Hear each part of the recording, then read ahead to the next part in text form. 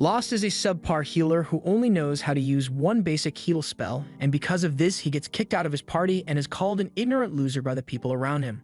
One day in the guild, a girl asks Lost to form a party with him, and this is so surprising that everyone in the guild goes from minding their own business to a state of utter disbelief.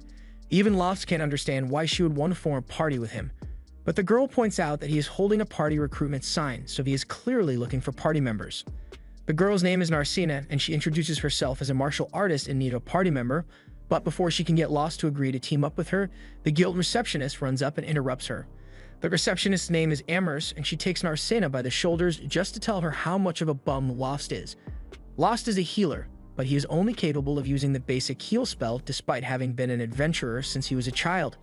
He can't use area heal or any high healing magic. So everyone has branded him as an incompetent fool. However, despite all this, until recently, there was a party called Blade of Lightning that took him in as a member, but Lost sucked at his job so much that he eventually got kicked out. And because he is seen as a failure, no one wants to team up with him anymore.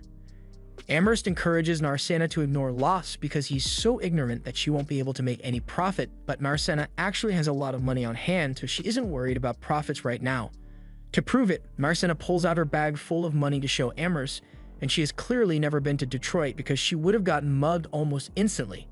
Amherst warns Narcina that the adventurers here aren't exactly law-abiding citizens, so she should be careful about flashing so much cash like that. Narcina thanks Amherst for the advice and says she will keep it in mind, but from the way she responded, it doesn't look like Narcina really understood what Amherst was talking about. Amherst assumes Narcina must be a new adventurer, so she offers to help set her up with some newbie-friendly adventurers so she can make it through the day without getting robbed, but of course, she'll be charging a small fee for her services. Narcina appreciates the offer, but she already decided a long time ago that Lost was the only person she would form a party with, so she's going to stick with him. Amherst still doesn't think it's a good idea, but since Narcina is so insistent, she begins the paperwork for their party formation. Narcina asks what the paper is for, so Amherst explains that they need to fill out the registration form to officially be recognized as a guild. Lost fills out his portion of the paperwork, and once he's done, he asks Narcina to write her name on it. Narcina was busy staring at Lost, so she was caught off guard when he asked her to write her name. But she still does it, and after Lost pays Amherst her commission fee, his and Narcina's party has officially been formed. They leave the guild together, and Lost begins talking to Narcina about the Mardat Labyrinth, since that's where they are headed. Apparently, no one has actually finished exploring the end of the Mardat Labyrinth, so there's no information on what kind of monster the Labyrinth Master is or how deep the labyrinth goes. Naturally, adventurers began to take up the challenge and explore the labyrinth in hopes of receiving large rewards, and the resulting influx of people led to the formation and growth of Mardat, the largest labyrinth city in the world. Narcina is happy to learn all about the labyrinth, but she asks if it is really alright for them to be heading into it so soon. Before they left the guild, Amherst was adamant that Lost shouldn't take her into the labyrinth because Narcina is still a newbie, and Lost definitely remembers her advice, but he's choosing to ignore it. Due to the amount of magical energy that leaks out from the labyrinth, monsters are able to spawn in different locations around the city. These locations are classified as the mountains, the forest, the wetlands, and the plains, but among them all, the plains are by far the safest since only weak monsters spawn there. Normally, a beginner adventurer would start by practicing in the plains so they can get a feel for combat, but it's such a large area that it's pretty difficult to find monsters to fight there. In contrast, monsters appear by the dozens in the labyrinth, and as long as you don't go too deep, you won't run into any particularly strong monsters, so Lost figures it will be a lot quicker for Narcina to gain experience there. Narcina agrees with Lost, so they both continue to the labyrinth entrance, but before they go in, Narcina is eager to contribute to the party, so she says she will lead the way since combatants are supposed to be the vanguard. Lost doesn't usually stand back when he goes into the labyrinth, but since Narcina is so happy about being the vanguard, he decides to just let her have her fun. Although, as they walk through the dungeon halls, he starts having his doubts because he doesn't know if Narcina is actually capable of fighting or not. Okay, never mind, Narcina knows how to box, and she's putting in work against a group of goblins she ran into. She defeats them all with relative ease, and Lost is really impressed with the amount of skill she possesses. The defeated goblins soon turn to dust, and in their place, a magic stone is left, so Lost picks it up and explains to Narcina that adventurers give these stones to the guild and receive money in exchange. Narcina asks what the guild uses the stones for, so Lost tells her that the stones have magical energy stored in them, so they can be used in all manners of tools and equipment. That much should be common knowledge to her as an adventurer, but Narcina was never much of a learner. They've got 5 stones in total, and although goblin magic stones aren't worth much, they will still be able to get enough money from these to cover lodging for the night. They could call it a day and head back to town, or they could go a little deeper into the labyrinth to get some more money. And Marcena is happy fun, so she says she wants to keep going.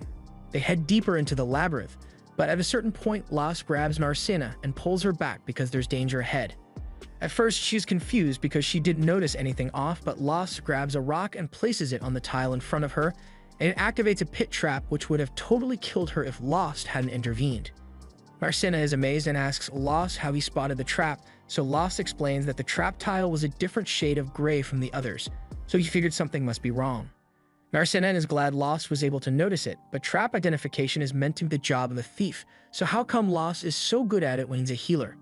Las just tells her that he has been an adventurer for a long time, so he has picked up a bunch of skills over the years. They continue to move forward, but soon enough they come across an orc roaming the halls, and Las is surprised by this since orcs are mid-level monsters, so they aren't meant to appear so high up in the labyrinth. Marcena asks if they should turn and run away. Las doesn't think that will be necessary because his and Marcena's combined strength should be enough to take it down, but he isn't going to force her to do anything she doesn't want to. Marcena says she is fine with it since Las believes they can win, so they get in position and Marcena charges at it, but when she lands her first kick, it feels more like she's kicking a rock than a monster. The orc raises its club and tries to strike her down, but Marcena is able to block it with her hands, although she gets backed into a corner because of it and has nowhere to run as the orc prepares for another attack. However, moments before she is struck down, Las steps in front of her and defeats the orc with a single stab of his sword.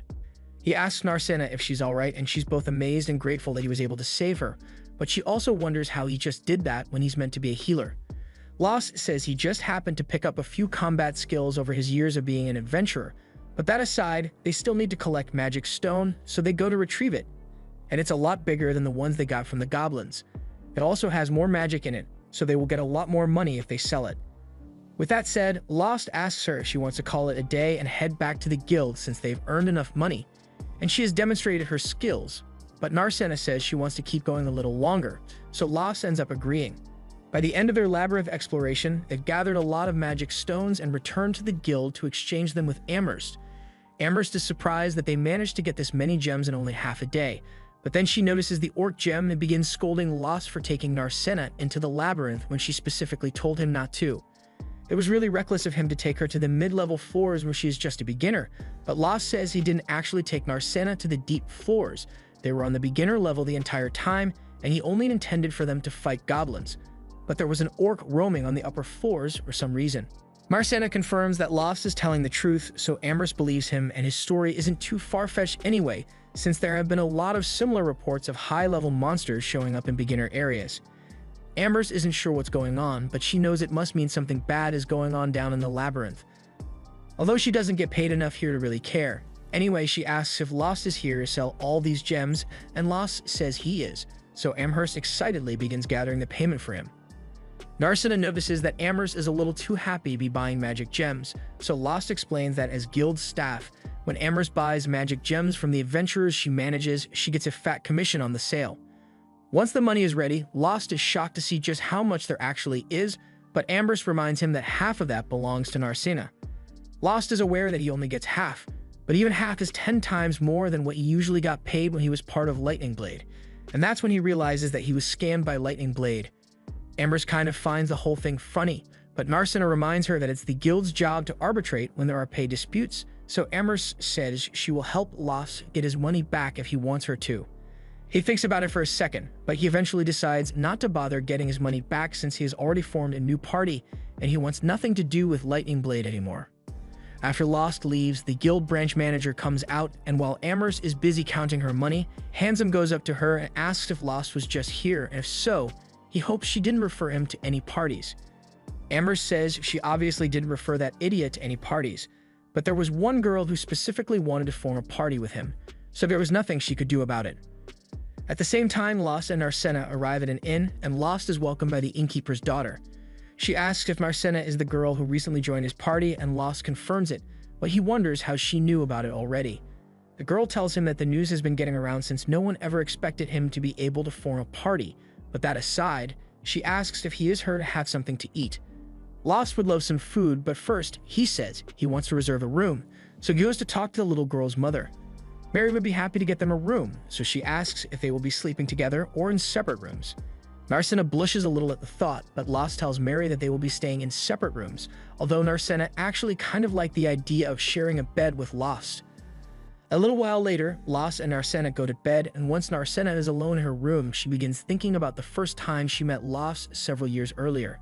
He had just saved her from an accident and was healing her wound with his basic heal spell, so she was really grateful that he took the time to heal her. So she decided right then and there that she would become an adventurer when she grew up and support Lost in any way she could. Since that day, Narcissa began training relentlessly, and as soon as she heard that Lost had been banished from his party, she rushed over to the capital so she could be the first to team up with him. However, she is just now realizing that Lost probably didn't recognize her at all. Although it's hard to blame him since she did grow a lot taller than she was back then, she was wearing different clothes and her hair color even changed to blue. And even though she came here to help him, it turns out that Lost is so talented that he doesn't actually need her protection, but regardless of whether he recognizes her or not, Narcissa intends to continue to support him no matter what. Still, she can't help but wonder why people in this city call him an idiot, even though he is so strong. Back when Lost was still a part of Lightning Blade, the party was up against a Hydra and one party member has already been injured by it, so it was Lost's job to heal her, while the party leader held off the monster. Unfortunately, while Lost was able to heal the physical injury, the woman was also poisoned, so she asked if Lost could deal with the poison as well. Lost apologizes and tells her he can't actually get rid of the poison, so the woman gets pissed, because that means she has to recover by herself. The leader asks her to stop complaining and get back into the fight already because he can't keep the Hydra busy forever, but with the poison still in her system, the woman is in no condition to fight. The leader asks Lost to get her back in shape, but Lost says he can't do it and that they should have brought an antidote potion with them. The leader argues that he didn't buy one because antidotes are expensive, and that's supposed to be Lost's job as a healer. Since Lost and Siberia aren't going to get much help for now, the leader turns to the mage and asks her to do something to help him because he can't handle the Hydra by himself. So Armia tries using a fling spell, but it does absolutely nothing against the Hydra, so she gets scared and drops her staff. Margulis has given up on his party's incompetence, so he turns around and orders everyone to retreat immediately. Since Margulis gave up, Armia breaks down and runs away as well, followed by Lost and Siberia, who still can't walk, so Lost is helping her. However, as they are leaving, the Hydra keeps a close eye on Lost for some reason. Once they got back to the guild, Margulis took great joy in telling Lost that he was being kicked out of the Lightning Blade party, and he justifies his decision by saying it's Lost's fault that they couldn't defeat the Hydra, although Lost doesn't think he's the only one to blame since both Margulis and Siberia were so excited to battle the Hydra that they stayed up all night and went into the fight sleep deprived. The two of them refuse to accept any accountability for the failure, so they both look to Armia and tell her to decide who is at fault. Armia doesn't want to put the blame solely on Lost, but she also performed terribly during that battle, so she doesn't want Margulis targeting her instead for being useless, and thus she decides to throw Lost under the bus. Lost soon wakes up from his dream, and he realizes that he must still be bothered by what happened to him that day. Back before Lost joined Lightning Blade, he was already known as an idiot healer by everyone in town, although he still dreamed of becoming a first-rate adventurer. So when a party reached out to him with a position, Lost was overjoyed and jumped at the opportunity. However, once they were in a labyrinth, Lost soon found out that they hadn't hired him because they wanted a healer. They hired him because they wanted a human sacrifice to distract the monsters. Lost was tossed out and forced to run for his life while his so-called party members at the time tried to walk past him without a care in the world, but all of a sudden, the monsters turned their attention away from Lost and began attacking the other party members instead, leading to a total massacre. In the end, Lost was the only one who managed to survive, and while he knows it is normal for a weak commoner like him to be treated this way, he still wished that someone would acknowledge him as a real adventurer. Just then, as he was walking home, he came across a carriage that had been attacked by some goblins, and normally he wouldn't care enough to put himself in danger by helping, but he saw how scared the little girl looked, so he threw caution to the wind and ran down to defend her even though he was just a useless healer. He did his best to fight off the goblins, but he still sucked at combat back then, so in a matter of minutes, Bro got knocked out by a club to the back of the head. Lost fully expected to die that day, but he eventually wakes up and finds the little girl standing over him. He wonders how he could possibly still be alive, but then he looks over and notices that the Knight's Order had shown up and defeated all the goblins. He went through all the effort of trying to act heroic, but in the end, it looks like he is still an absolute idiot no matter what he does. However, despite the fact that he didn't do much, the girl still thanks him because his actions bought enough time for the knight's order to make it here, and she thought it was really cool the way he jumped in to save her. Lost notices a scratch on the girl's arm, so he raises his hand to heal her injury, and she is thankful for it. But Lost doesn't think he deserves any praise because low heal is the only thing he can actually do. The girl looks confused, so Lost tells her all about his weakness and how he was just tricked into going into the labyrinth just so he could be used as bait. And she feels sorry that he had to go through such a thing, so she stands up and declares that she will become an adventurer in the future and form a party with him so she can protect Lost. Soon enough, the girl left with a knight's order, and by now, Lost had pieced together that she was the daughter of a noble family, so he never believed she would actually become an adventurer or that he would ever meet her again. But nevertheless, her words gave him courage, so he decided to continue doing his best to become a proper adventurer. He went on a journey and soon found himself a mentor, so under their instruction, he began his training arc and worked tirelessly for countless hours to improve himself. And while as a healer he could still only use basic heal, he developed many other useful adventurer skills, so he was confident that he would no longer be a burden to anyone. And upon returning to pursue his adventurer dream, the first party he joined was Lightning Blade, but we all know how that turned out, don't we? Still, Lost is grateful to that girl, because if she hadn't said those kind words to him that day, probably would have quit being an adventurer once and for all that day. But it's not like he will ever get the chance to meet her again. And there's no way she would have actually become an adventurer like she said she would. Just then, Narcena knocks on his door, so Lost goes to answer it, and she tells him she was thinking about going down to get some breakfast, so she wanted him to come with her, and he happily agrees. After breakfast, they head down into the labyrinth again, and this time they are going for some of the lower floors. As they enter, Narcena spots an inscription in the ground, and it looks like it's a teleportation circle, although she has never seen one in person before. Lost explains that you don't find teleportation circles in every labyrinth, and this one was probably put here by magicians soon after the labyrinth was discovered, although he doesn't have much information about it. Narcena asks if they can use this to teleport to different locations, and that's technically correct, but there still needs to be a teleportation circle on the other side to exit from. That sounds really convenient, so Narcena wishes there was a teleportation circle installed in the city so they didn't have to walk all the way out here. But the knowledge used to create these circles was lost hundreds of years ago, so there's no way to make new ones. They both step onto the teleportation circle, and after a bright flash, they appear on one of the lower floors. Lost tells Narcena that this is one of the mid-level floors, so the monsters here are going to be a lot stronger than the goblins she fought yesterday, and he wants her to be extra careful. Lost and Narcena begin fighting their way through the floor, but Narcena goes off on her own and tries to punch a lich, but Lost warns her against it. Liches are monsters made up of pure spirit energy, so physical attacks won't work on it. Lost suggests they fall back since they don't have anything that can damage the lich, but Narcena says she actually has a trick up her sleeve that she may be able to work against it. Lost decides to trust her, so the two of them face off against the lich, and Lost goes out in front to act as bait.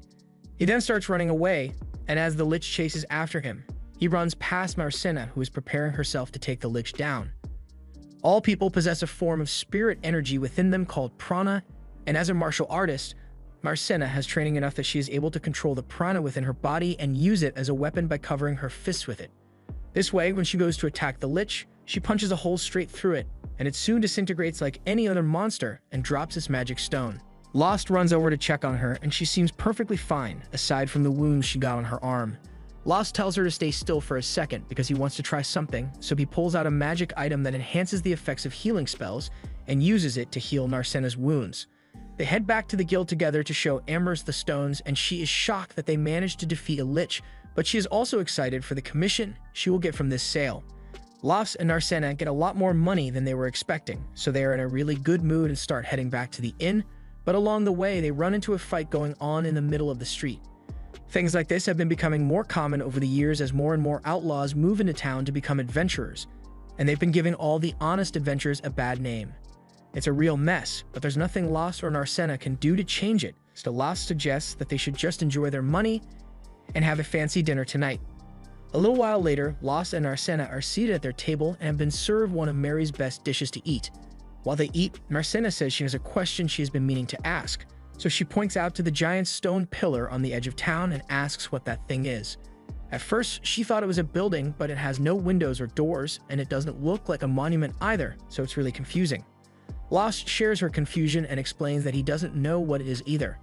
He once got curious about it and asked one of the workers about it while it was still being constructed, but the workers didn't know what it was for or who was paying to have it built.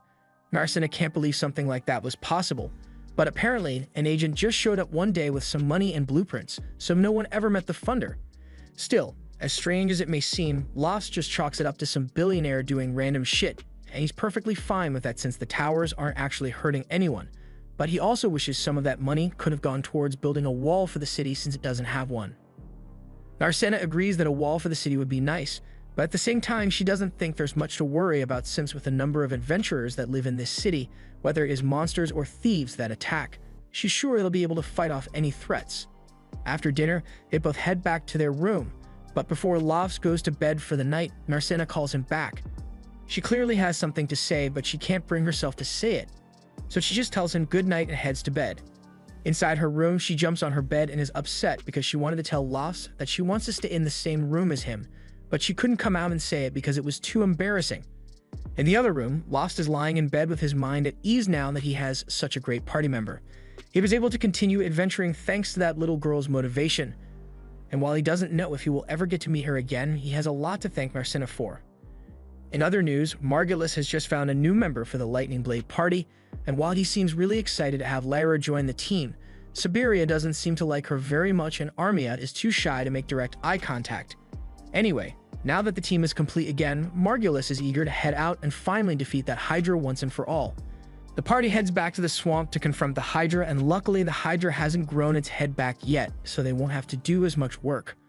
Margulis quickly comes up with a plan of attack and says he and Leela will attack from the front, Armia will provide magic support, and Siberia will sneak up from behind.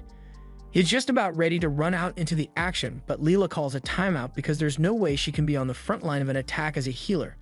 Margulis is confused because Lost always fought on the front lines with them, and Leela can't believe they were forcing their former to fight out on the front lines, but Lost never seemed to mind. In fact, Siberian recalls that Lost sometimes got some really good hits in, and he was actually the one who cut one of the Hydra's heads off. Leela is in disbelief after hearing this, but Margulis doesn't expect her to do something like that. If she says she can't fight on the front lines, he is fine with that, but to make sure, he asks her if she is capable of casting the Detoxify spell to counter the Hydra's poison, and that's something she can actually do, so Margulis tells everyone to get into position to slay the Hydra today. Back in town, Lost and Marcena have just returned from their latest trip into the labyrinth, and Amherst is glad to see that they've brought more gems to sell to her. But she reminds Lost that he shouldn't push Marcena too far because she is still only a new adventurer, so Lost assures her that he is being very careful about the fights they get into. Amherst is glad to hear that they are being cautious, but there's still a limit to how much can be done with a party of two, so she suggests that Lost and Marcena should think about recruiting some new party members to make things easier for them. Lost agrees that more party members would make things easier, but ultimately, he decides that it isn't worth the hassle since he and Marcena are already making a lot of money as they are. Amherst admits that he's right since with the amount they've been making recently, they could probably rent a house instead of staying at an inn if they wanted to.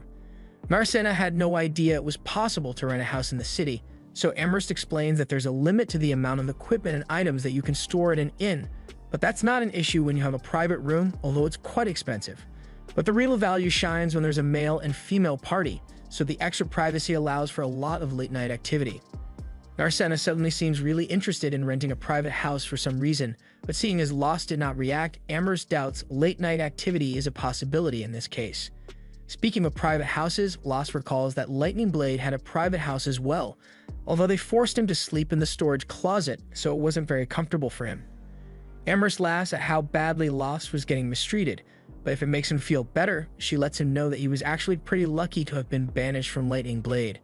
Ever since he was kicked out, Margulis and the rest of Lightning Blade haven't been able to accomplish a single mission. Margulis can't understand why, but Leela can clearly tell that he is too dumb to realize he isn't strong enough to handle a Hydra head-on. Margulis hears her, so he's about to start yelling again, but Leela tells him to be quiet, otherwise she can't concentrate on helping Armia recover. Armia was badly injured and poisoned, so Leela really does need to concentrate, and while she is doing that, Siberia tells Margulis that as much as she hates to admit it, Lost may have been more valuable than they gave him credit for. Even though he sucked at healing, he was still able to get the job done in the end, and he also didn't notice that they were scamming him out of his money, so he was the perfect party member. Margulis is really wishing Lost hadn't quit, but Siberia reminds him that he was actually the one who kicked Lost out of the party, and he made a big show of it too. Margulis had totally forgotten all about that, but if he was the one who kicked Lost out, then he thinks it should be easy to get him back. All they have to do is ask, and he is sure Lost will rejoin the party immediately because, after all, they are the famous Blades of Lightning.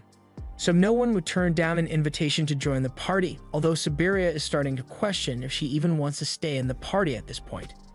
By the next morning, Leela is finally done healing Armia, so she wakes up and thanks her for the healing, but Leela is just happy she could help. She asks if Armia feels well enough to eat, and since she does, Leela heads downstairs to get some food for her. But when heads downstairs to ask where the food is stored, she realizes Siberia and Margulis are gone, and she has no idea where they went. Margulis and Siberia are currently at the guild, and Margulis loudly proclaims that he is willing to graciously allow Lost to return to his party.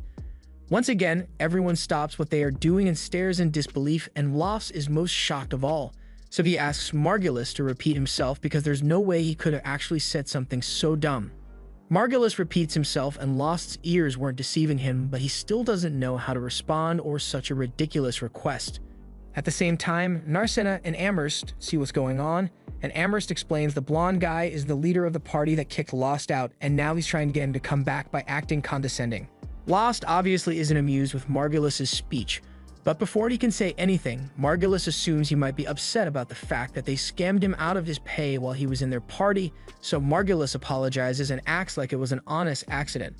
He promises that Lost will get a fair share this time around, plus they could really use his help since the new healer Margulis hired isn't very useful in combat. Siberia thinks there's no way Lost will actually agree to Margulis' request, but to her shock, Lost actually thanks Margulis for the offer. Narcina refuses to let Lost be stolen from her, so she runs out in front of him and starts yelling at Margulis, saying Lost will never join his party again. Lost touches her shoulder and tells Narcina that she doesn't need to worry about him leaving, after which he turns to Margulis and tells him that he was only saying thanks to be polite, but he has no interest in ever joining his party again. Margulis can't believe he got turned down, so he starts getting desperate and accuses Narcina of trying to use Lost because she realized he is actually really useful to have around. All Margulis' aggressive pointing is starting to get on Lost's nerves, so he grabs Margulis' hand and warns him that if he ever does anything to hurt Narcina, Lost will make sure his body will be mangled beyond recognition. Lost then turns to leave, and Narcina pauses for a second to rub it in Margulis' face one last time.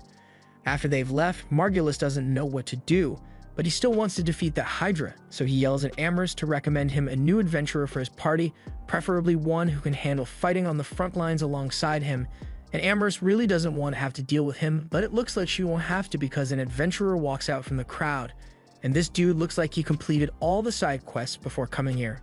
The mysterious man offers to join his party and asks if Margulis is satisfied with his level of strength. Margulis checks the guy out, and he definitely looks strong, but to make sure, he is going to have to test his sword skills.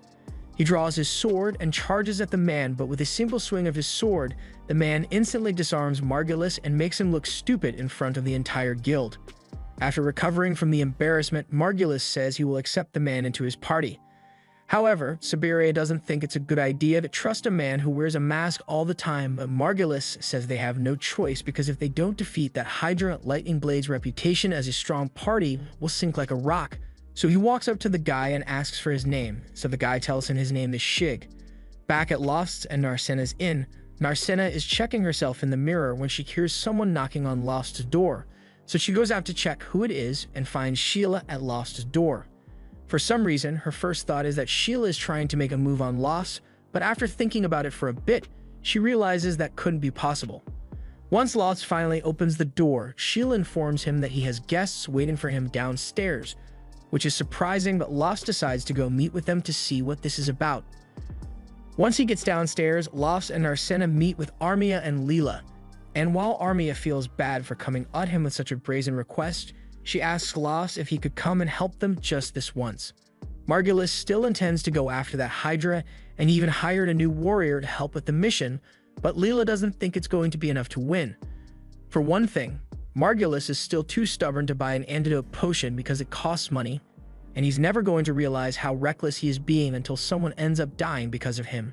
Armia knows it's too late to apologize now, but she acknowledges how strong Lost is, because if he hadn't cut off the Hydra's head last time they fought it, the entire party would have been wiped out. Lost still doesn't think he did all that much, but Leela points out that the party struggled to survive against a Hydra that had lost 2 heads already, so they would have been dead meat if it was in perfect condition. Lost asks what exactly Armia is asking him to do, so Armia stands up and says she wants Lost to fight with them, because she is sure they can defeat the Hydra if he is there as well. She is basically asking him to rejoin Lightning Blade, but Lost already had this conversation with Margulis earlier today, and his answer remains the same. Marcina wonders why Armia seems so determined to help Margulis out, since this whole ordeal must be horrible for her to deal with. And yes, Armia believes Margulis has a lot of flaws, and I mean a lot, but even so, he's still her party member. Marcina becomes angry after hearing this because Lost was her party member as well, but she did absolutely nothing to support him when he was being mistreated. Armia begins crying and apologizes for what she did to Lost, but at the time she was scared that if she didn't go along with what Margulis said, she would be kicked out of the party as well. She is a new adventurer, so she doesn't know any other parties to go to, but she now realizes that what she did was wrong and that Margulis is wrong for the way he treated Lost. But even though she doesn't agree with Margulis' way of doing things, she still doesn't want him to get himself killed in an unwinnable battle. Leela tells Lost that Armia is serious about her apology and she has been agonizing over it for a long time. Leela tells Lost that Armia is serious about her apology and she has been agonizing over it for a long time. So while she understands Lost can decline the request, she asks that he at least consider accepting Armia's apology. Lost gets up and tells Armia that he holds no grudge against her, so he will accept her apology, but he still has no intention of returning to Lightning Blade. Armia is disappointed, but she accepts his answer and says she won't bother him about it anymore. Just then, Mary comes over and she has brought a whole feast to cheer Armia up since she looks like she hasn't been eating well. While Armia is eating, Lost talks with Leela and asks if there is any way for her to take Armia and leave Margulis' party, but if she could have done that, she wouldn't have come here in the first place. Lost knows how Margulis treats people, so he suggests that Leela should leave his party anyway, but Leela refuses to do that since she would be leaving Armia to fend for herself under the leadership of that idiot. The next day, Margulis finally introduces Leela to Shig since they will be fighting the Hydra again today, but she seems to recognize him from somewhere, so she wants to have a word with him. She asks what he's doing here and why he is disguising himself, but Shig is still trying to pretend that he has never met Leela before, so he tries walking away, but as he does so, she notices the sword on his back which used to belong to a person named Ronaldo, so she accuses him of stealing it, but Shig denies it and says it was handed down to him as a gift, so he is no thief. He may have cleared his name of theft, but the fact that he admitted knowing Ronaldo lets Lyra know that he is indeed the same Shig she knew. However, she decides to keep his secret identity hidden since it seems important to him. Later on in the day, Lost and Arsena are heading into the labyrinth as they usually do, but he can't help but worry about Armia and the rest of Lightning Blade because he has no idea if they are truly ready for the battle or not. Down in the labyrinth, Lost is letting Arsena take on some of the mid-level monsters by herself, and she has been doing great so far, but all the moving around made her really hungry, so Lost suggests they should take a break and have lunch. Arsena is glad to hear that, so she brings out the food she packed, but all this seems a little too extravagant for just lunch. Arsena explains that Armia didn't eat much of the food Mary made for her yesterday, so this morning before they left, Mary gave the leftovers to Arsena and told her to eat it for lunch so it wouldn't go to waste. While they eat, Lost gives Arsena some lore about the Hydra and tells her that its body is covered in tough muscles that make it difficult to pierce. It's also venomous and has got scales that deflect physical and magical attacks. That sounds really tough to fight, so Arsena wonders if Armia is going to be alright in a fight against a monster like that, but Lost says there's no need to worry. An antidote for the Hydra's venom was developed and is being sold in Marmot, so poisoning won't be a concern, but Arsena reminds him that Margulis still refused to buy it. Lost kind of forgot about that, and Lightning Blade is kind of screwed if they get poisoned, so they'll just have to rely on Lyra's detoxification spell instead. He can see that Arsena is getting worried about Armia and Lightning Blade, so he assures her that the party can handle themselves just fine without him. Margulis may be an idiot, but he is still a decent swordsman when he actually puts effort into preparing. And Siberia is quick on her feet, so she should be able to avoid most of the Hydra's attacks. In any case, it has nothing to do with Lost, and this is something Lightning Blade has to handle on its own, and they'll probably be fine. Lost gets up and says they should keep going, but Arsena tells him she's getting sick of exploring the same labyrinth over and over, so she wants to try something new, and it just so happens that there's a swamp nearby. so she wants to go there for no particular reason. And definitely not because she's worried about Armia. Meanwhile, in the swamp, Lightning Blade is battling the Hydra, and with his exceptional skills, C is able to severely wound the Hydra, and he could have taken it down just now, but he chose to hold back and returns to the ground. Margulis asks C why he didn't finish the Hydra off, and C has his reasons, but to convince Margulis, he tells him it would be much cooler if the party leader was the one who slayed the Hydra, and Margulis agrees, so he charges forward to attack it again. Lara wishes Margulis wouldn't rush into things from the front all the time, but Siberia says that's just how he is. Lara is done healing her, so Siberia is able to return to battle as well, and from what Lyra can tell, Seed is the strongest person in the party, but it doesn't look like he has any intention of joining the fight again, so it's up to the others to finish off the Hydra. Still, his previous attacks left the Hydra weakened and slow, so as long as Siberia can successfully distract the Hydra long enough, Margulis' frontal assault strategy will actually work. Armia is also keeping the Hydra busy with her magic, so if things keep going like this, then the team will eventually win. But just when things were going their way, the Hydra launched a rock and knocked Armia to the ground. It then menacingly looms over her body, and Armia is so scared that the fear literally starts seeping out of her body. Monsters feed on the fear of humans, and normally you shouldn't be able to see fear like this, but it is visible because of an abnormally high amount of mana in the area. Mana concentrations of this level should only be possible in the labyrinth, but the Hydra is taking full advantage of it and begins to evolve. This is truly a frightening sight, and none of the others are capable of handling this on their own, so Seed decides to step in. He asks Lara to take care of Armia and tells Margulis that he has to retreat immediately, but Margulis refuses to back down since they've already done a lot of damage to the Hydra, so it shouldn't be that hard to finish it off before it transforms. He leaps up into the air and attempts to slash the Hydra's head off, but once his sword connects with the monster's head, it shatters and Margulis is left completely defenseless as the Hydra prepares to counterattack. However, before the Hydra could land a fatal blow, Lofts shows up and deflects its attack along with Narcina. The Hydra backs off momentarily and Seed thanks Lofts for his help, but he says we'll handle the things from here, so he wants Lofts to go check on Armia since she's hurt. Lara has already begun healing Armia, but the damage she sustained is severe and wizards are resistant to magic, so Lara's healing magic isn't very effective. Lost offers to do the healing instead, so Lara lets him, but she doesn't see what good it would do since basic healing magic is still going to be ineffective in this case. However, to her surprise, Lost starts spam casting heal until Armia begins to recover. This is the most absurd thing she has seen all day, but Margulis and Siberia don't think there's anything strange about it since this is how Lost always use healing magic, so they thought it was common practice. Lara explains that not only is it extremely difficult to overlay heal spells like that, but she has never heard of it improving the efficiency of a heal spell before. Thanks to Lost, Armia soon wakes up and she is really glad to see Lost, so she thanks him for coming to help, but she soon passes out again. Lost has dealt with most of her injuries, so she just needs to sleep for a while to recover her strength. But just when Lost thought his job was done, the Hydra screeches a battle cry which loosely translates to, "Lost, come at me bro, I want a rematch." Steam was going to kill it himself, but since it seems to be holding a grudge against Lost, he asks Lost if he wants to do it instead. Lost agrees to fight the Hydra, and since Lost is going, Narcina says she'll fight as well. Nothing Lost says will get her to change her mind, so he lets her fight by his side, but only under the condition that she must retreat instantly if she feels like she is in danger. Since it has been settled that Lost and Narcina will be fighting the Hydra, Seed tells the others not to get involved in the battle for their own safety.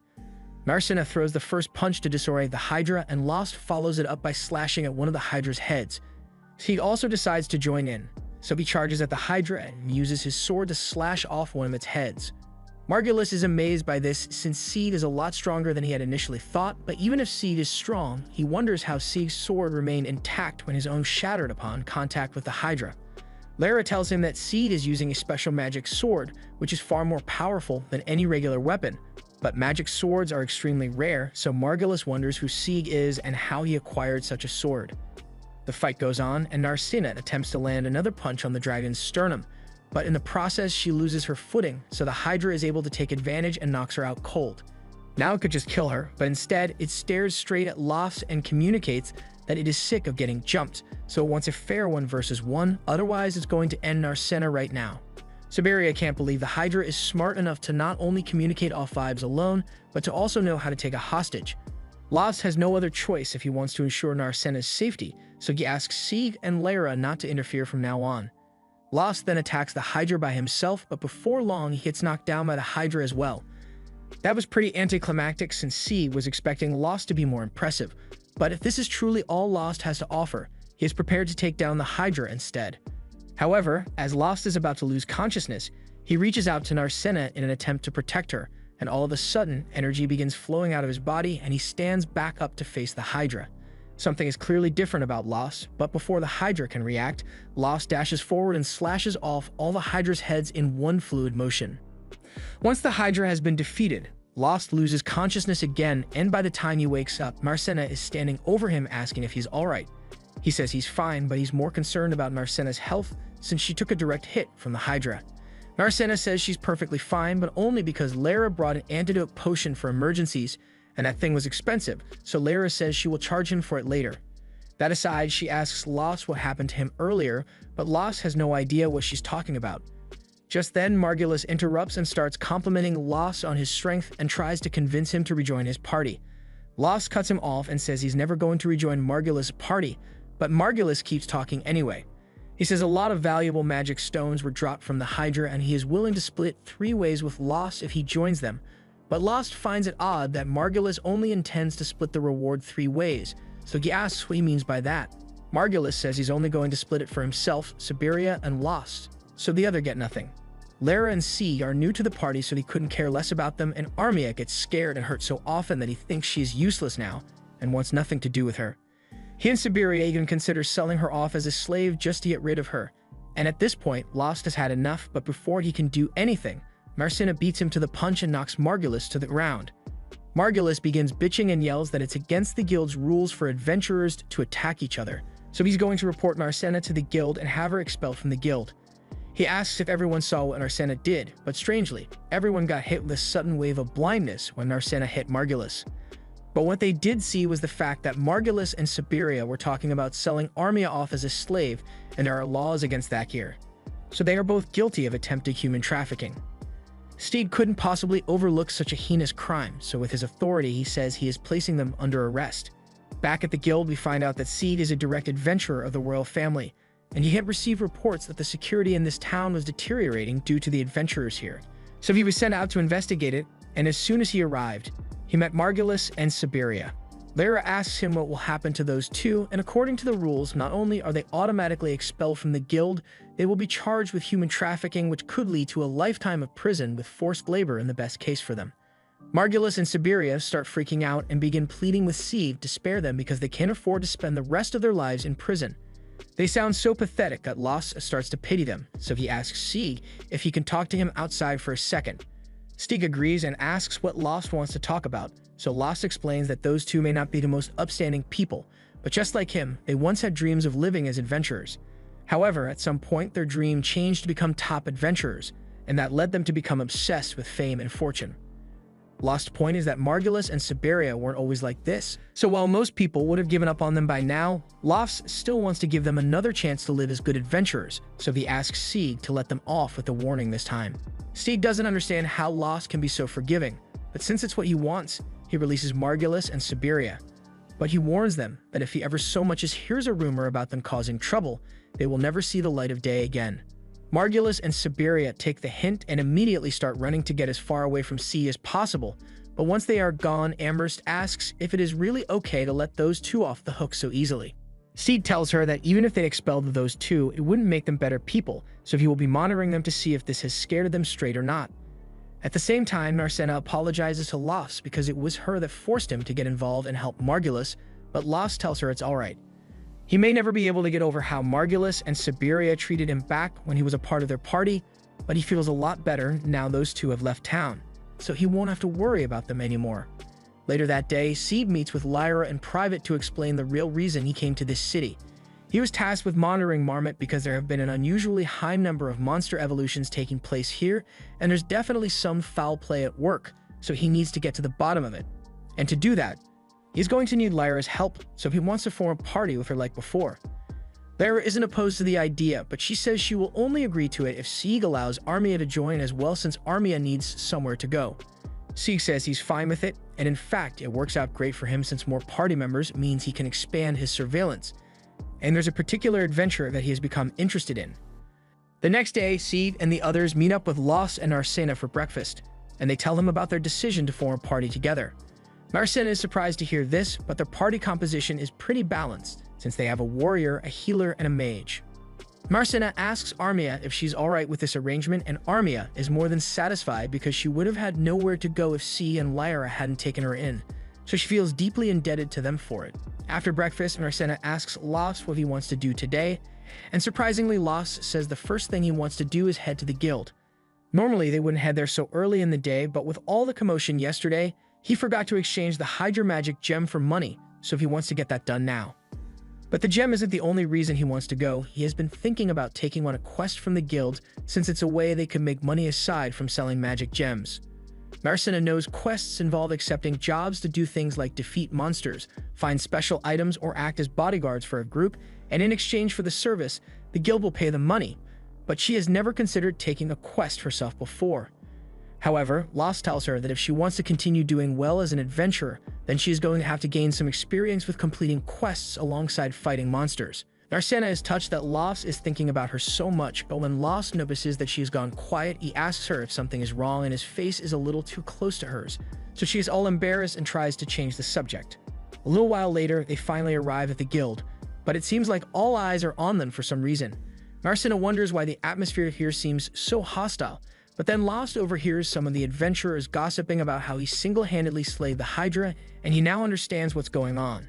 He pulls Narcena aside to warn her that they are going to need to be careful from now on, since the others in the guild have learned about their fight with the Hydra, and there may be some people here who will try to steal a Hydra magic stone from them since it's really valuable. Just then, Lost and Narcena are approached from behind by a group of adventurers, and Lost recognizes the leader as Marnell. Marnell says he wants to have a little chat with Lost, but Lost is hesitant to agree since it looks like Marnell is trying to jump him. Marnell realizes there has been a misunderstanding here, so he tells his guys they are making Lost nervous, so they should go wait outside for a minute. Marnell apologizes for coming to him with such a large group, but when his guys heard that Lost the Ignoramus defeated a Hydra single-handedly, they all got curious and wanted to ask him about it. But before any of that, Marnell wants to sincerely apologize to Lost for not helping him out when he needed it. Everyone in the guild knew that Margulis was mistreating Lost, yet none of them did anything to fix the situation. They all just looked the other way and ignored Lost's issues because they didn't want to have to deal with Margulis, and worse yet, they all mocked him behind his back, so they were just as bad as Margulis. While Marnell may not have done anything to Lost directly, he knows the way he ignored Lost was terrible, so he hopes Lost can forgive him, but Narcena cuts him off and says his apology is not accepted.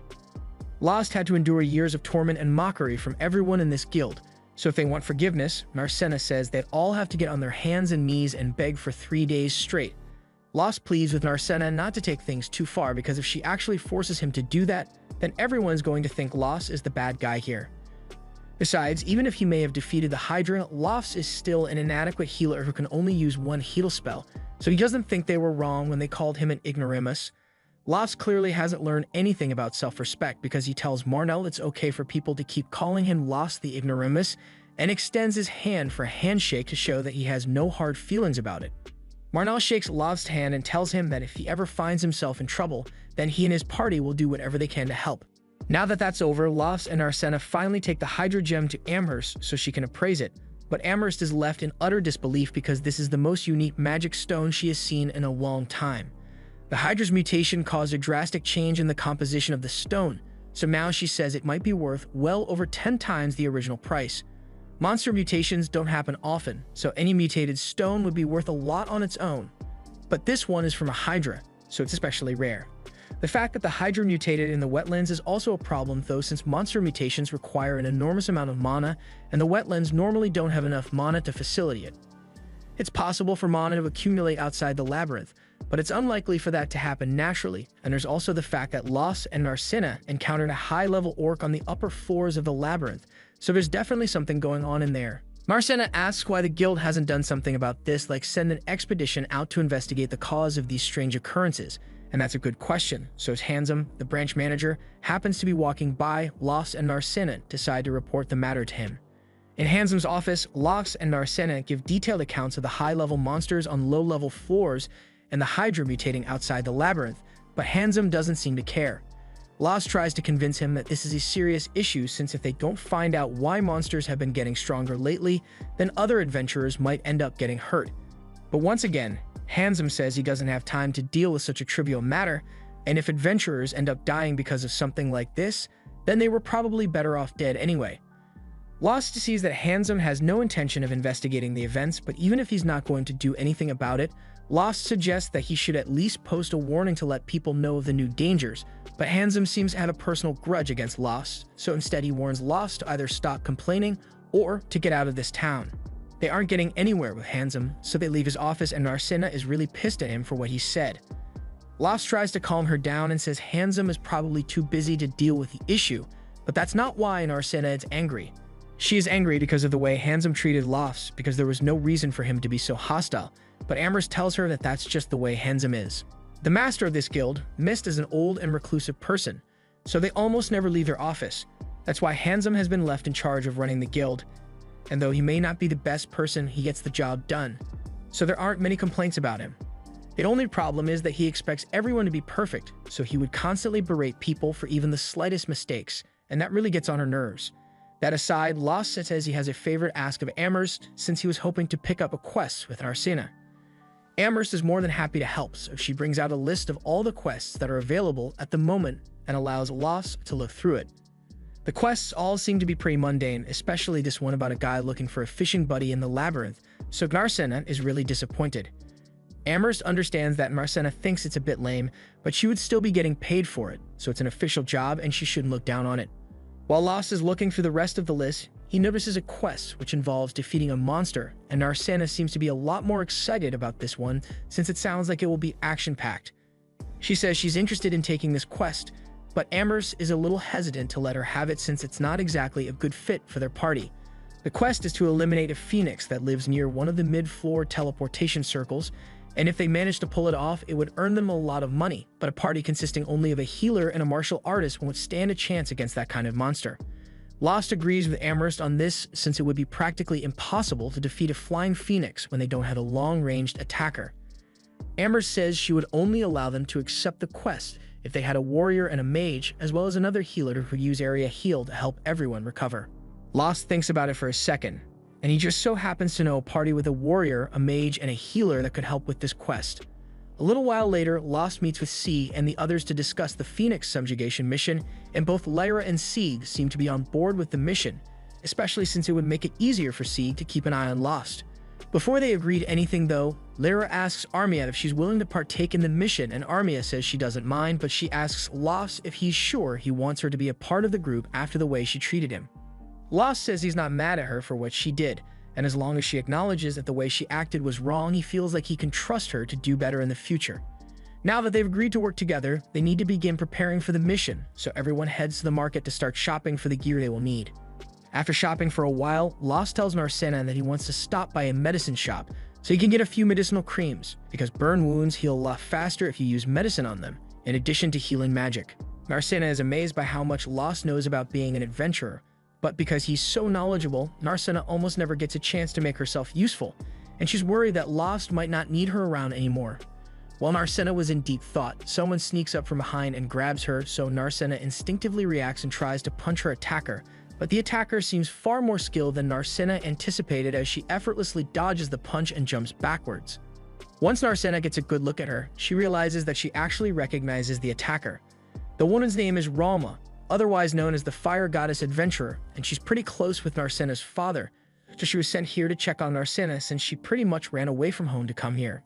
She assumes the reason Narcina ran away from home is the man behind her, but now that she gets a good look at him, she recognizes Lost, and Lost seems to recognize her as well. They all head to a restaurant so they can talk, and Lost explains to Narcina that he was once Ralma's student, although it was just for a short time, and Ralma thinks of him as a terrible student. She points her fork at Lost and tells him that she wants to discuss something with Narcina that directly involves her family, so she wants him to leave the table, but Lost stands his ground and tells her he won't be leaving. He's in a party with Narcina, so her problems are his problems too, and he is concerned that Ralma might try to drag Narcina back home against her will if he's not here. Ralma finds it amusing that Lost thinks he could stop her if she wanted to take Narcina, but Lost is more than willing to try if Ralma pushes the issue. Ralma tries to scare Lost by conjuring up a small fireball and launching it at him, but Lost is unfazed and easily evades it, so Ralma agrees to let him stay since he seems a lot more capable than he was the last time she saw him. Before they start discussing anything though, Narcena wants to make it clear that she didn't actually run away from home. Sure, may have forgotten to tell her parents she was leaving, but she did leave a note saying she was leaving to go be with a man who is almost 10 years older than her. After hearing all that, both Lost and Ralma are shocked, and Lost is starting to understand why Narcena's parents would be so worried. Ralma assures them that Narcena's parents aren't against her becoming an adventurer, they just wanted Ralma to make sure that Narcena wasn't in any kind of danger here, and seeing as she is with Lost, Ralma is sure Narcena will be perfectly safe, so there's no reason for her to get involved any further. Ralma lets the two of them go on with their shopping, and she's glad she made sure Narcena is alright, but that wasn't the only reason she came to this town. Her main mission is to figure out what the guild master, Miss, is plotting, because there's definitely something sinister going on in this town. The next day, the group makes their way into the labyrinth with the teleportation circle, and Narcena is on guard the second they come out, but to her surprise, the Phoenix is nowhere to be seen. She thought they would have to fight it as soon as they got here, but Lost tells her the Phoenix wouldn't fit in here. Phoenixes aren't necessarily giant monsters, but the passageway is too small for any Phoenix to crawl through, so the group is going to head a little deeper into the labyrinth to find it. Monsters with wings don't like cramped spaces like these, but the group eventually comes across a wide open area which looks exactly like a Phoenix's preferred habitat. According to the info Lyra got about this place is apparently newly discovered, meaning there's a lot of unexplored paths and unclaimed treasure to be found, and both Narcena and Armia are excited to hear that, but there's one problem. The Phoenix is in the way of the unexplored territory, so no adventurers have been able to go in, which is why the guild put out a bounty on it. Lost examines the area and finds some scorch marks on one of the broken pillars, so now that he has confirmation that the Phoenix was indeed here, he throws a rock out into the room to make noise and lure the Phoenix to his location. Before long, the Phoenix makes an appearance in all its blazing glory, and the group is ready to take it on. Meanwhile, back at the guild, Amherst is sitting at her desk, bored out of her mind, when all of a sudden, Ralma walks in. Amherst is immediately intrigued and rushes up to Ralma to be the first to greet her. Ralma is surprised by how nice Amherst is being, considering the fact that she's a guild staff member, and she's right to be skeptical since Amherst is usually anything but nice when it comes to adventurers, but after one look at Ralma, Amherst could tell that she's no ordinary adventurer. Amherst has no idea who Ralma is or what her title may be, but with all the expensive magic items Ralma is wearing, Amherst is sure she must be rich. She asks how she can help Ralma, so Ralma tells her she wants to meet with the guild branch president. Amherst is a bit taken aback since the branch president never accepts visitors, so she asks if Ralma has some sort of appointment, but Ralma never made one. Amherst then asks if Ralma happens to be a friend of the branch president, but Ralma denies that, although she does have a relationship with the branch president, but it's more like she wants to kill him. After Ralma says this, Amherst says she can't help since Ralma just admitted to trying to kill the branch president. Her nice act also disappears as she starts calling Ralma an idiot, but Ralma doesn't have time to deal with this, so she decides to just commit arson and get it over with already. Amherst runs away and Ralma starts aiming for the branch president's office, but before she fires her shot, Handsome walks up behind her and stops her. He tells Ralma that she can talk to him if she needs anything, and he also informs Amherst that Ralma is known as the Fire God, and if she wanted to, she could turn everyone in this building to ash, so Amherst better leave before she makes Ralma mad again. Back in the labyrinth, the Phoenix hasn't come down at all, so neither the swordsman nor Narcena are going to be able to attack it. With how things are going, Lost wishes he had brought a bow instead of a sword, but Narcena thinks they should be fine since it's not like the Phoenix can attack them from way up there. She was wrong, the Phoenix totally can attack from that distance, and it aimed its fireball straight at Narcena, so Lost had to jump in to save her. After he gets her to safety, he explains that while the Phoenix also attacks with its claws and fiery body, it can also launch long-distance fireballs, which makes it tricky to handle. Back at the guild, Ralma speaks with Handsome in his office, and before they start, he asks her if her complaint is about the situation in the labyrinth as well. Ralma is surprised that he would mention that, so Handsome explains that he just had a couple of adventurers complain to him about the dangerous conditions within the labyrinth. Ralma asks how he responded to their complaint, but all Handsome did was tell the adventurer to leave town if he doesn't like the working conditions. That doesn't seem fair, but that's beside the point because Ralma has a different complaint to make. She has noticed that there are a lot of thugs in this city acting as adventurers, and she believes the guild is intentionally bringing them here. Handsome is stone-faced and denies her claim. That's not the only thing Ralma wanted to talk about. There's also the matter of that giant pillar on the edge of the city, and the others like it all over town because she has a bad feeling about them. Handsome denies knowing anything about that, but Ralma accuses him of lying because for adventurer towns like these, the guild branch president is basically the king, so there's no way that Handsome could be the acting guild president and not have any idea about what those towers are. Handsome asks her if she's got any proof of her claims because if not, she should just leave if she doesn't like the situation here. That's another reason Ralma is suspicious, because not only did the guild bring those borderline criminals as adventurers, all the decent adventurers who complain about the guild's actions are told to leave the town. Ralma is just speculating here, but she thinks the guild might be planning something that involves sacrificing a bunch of adventurers in this town. So they are filling it with criminals who no one would miss and telling all the decent people to leave instead. And that sounds a lot like someone is planning a labyrinth rampage. Down in the labyrinth, the group is still having trouble dealing with the Phoenix and its fireballs. So far, none of them have been hit, but with all this fire, sooner or later, all the oxygen in the room is going to be burnt up, and they won't be able to stay any longer if that happens. Right now, the Phoenix is just trying to drive them out to protect its territory since it knows it can't beat the 5 of them in a fight, and that means they can escape if they need to. But they are here on a quest to take this thing down. So they got no choice but to fight it. Steve asks Armia if she knows how to use water magic, and it's not her specialty, but she says she can cast a water area attack. Even if she can't completely wipe out the Phoenix, if she can at least take out a bunch of its feathers, then it should be enough to bring the monster to the ground and allow Seed to finish it off. There's still a bit of a problem since it will take Armia a while to cast her spell, but until then, Seed promises that he will make sure she isn't harmed. Lost and Arsena are also going to be there to help, so she can rest assured that the plan will work. Armia agrees to do it, so everyone charges forward and begins drawing the Phoenix attention. While they have it distracted, Lara tells Armia to get ready so she begins casting her spell and forms a water arrow. Once she is done casting, she fires it at the Phoenix, and the spell takes out one of the monster's wings, so it falls into Seed's range of attack.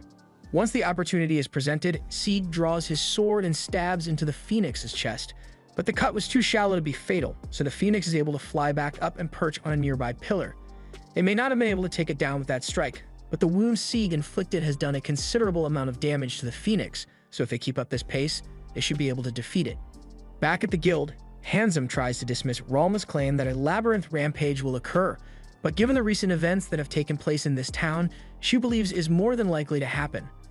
The most concerning indicator is the incident with the Hydra evolving outside the labyrinth, and as much as Handsome has been trying to ignore the problems that have been arising, he can't deny that the ambient mana levels in this area have been insanely high recently. In fact, while that conversation was going on, the Phoenix down in the labyrinth began taking advantage of the high mana levels and started evolving. Lost's group sees this, but by the time they realize what's going on, it's too late to stop it because the Phoenix is already transformed and is now glowing bright blue. Narcena is confused because Lost told her evolutions are supposed to be rare, and Lost is just as confused as she is because 2 high-level evolutions happening in the span of a few days is completely unheard of. Armia starts freaking out after the monster evolves, and if she ends up passing out in fear like last time, since monsters feed on fear, she's basically going to become a power plant for the Phoenix. On top of that, if Armia isn't able to overcome her fear on her own, then she's always going to be a useless adventurer. The Phoenix catches a whiff of Armia's fear and immediately locks in on her, spitting an extra large fireball in her direction. There's plenty of time to dodge, so Lara yells for Armia to run, but Armia is frozen stiff by fear, so Lara is forced to run up and drag her out of the way, but they aren't going to be able to get out of the way in time. At the last second, before the two could become charcoal, Seed jumps in and slashes the fireball in two. He made a promise that he would not let Armia be hurt, and no matter what, he's going to keep his word, so he pleads with Armia to get back on her feet and fight with him. Hearing this, Armia finally snaps out of it and realizes that her friends are going to die if she doesn't get her act together. So she stands and apologizes to them, but she's ready to cast her spell, but she's going to need them to buy her some time. Narcena is the first to run out and attack the Phoenix, since it's within her strike range, but even though she got a clean hit off on it, the Phoenix took no damage and Narcena's fist catches on fire. Luckily, it was just her glove that was on fire, but now she's starting to reconsider the viability of boxing the Firebird. The Phoenix comes back for round 2, and Narcena has no way of defending herself, so Lost jumps in and blocks its attack with his sword. Unfortunately, the Phoenix's flames are insanely hot, so while he manages to save Narcena from getting burned by using his sword, he no longer has a sword to use. Thankfully, while Narcena and Lost were engaged with the Phoenix, Armia had enough time to finish casting her next spell, and while it's difficult to perform 2 attack spells in a row, she managed to successfully fire a massive ice arrow at the Phoenix and take out one of its wings. Sieg then runs out in an attempt to finish off the Phoenix, but at the last second, it starts flying again and Armia doesn't have enough energy to fire another spell, so it looks like they might be screwed. But just then, Narcina comes up with an idea and starts climbing up using some broken pillars until she's above the Phoenix. And now that she has the high ground, she uses a spirit kick to knock the Phoenix back to the ground, and the second she does, Lofts shows up and uses his dagger to finish it off. After the Phoenix disappears, everyone begins congratulating Armia for doing such a good job since they never could have defeated the Phoenix without her attack magic. Armia is so glad that she finally made herself useful that she breaks out in tears and thanks everyone for their support. While Armia goes to pick up the magic crystal, Sieg and Lyra talk to one another, and they comment on how Lofts didn't end up transforming like he did last time. They have no idea what happened to him back then, but until Sieg can figure out what's going on with him, he will have to keep a close eye on Lost. The group returns to the inn after that, and Ralma is already there waiting for them. She congratulates Lost for successfully taking down the Phoenix, and Lost appreciates it, but he wonders how Ralma could have possibly known about that. Ralma mentions that she met this particular guild receptionist earlier today, and she told Ralma everything about Lost's mission in exchange for some money. Since Lost and the others came back alone, Ralma assumed they must have succeeded, and that means they will get a lot of money from it, so she asks Lost to treat her to dinner. Lost ends up agreeing, but he knows Ralma can't handle her alcohol, so he asks her to hold back, but she's not going to listen to him. Once the food arrives, Narcina tells Ralma that the food here is wonderful, but Ralma says she prefers the food they serve back at the mansion. Armia is confused when Ralma mentions a mansion, so since none of the others seem to know about Narcina's family, Ralma explains that Narcina is the daughter of Earl and Alestria.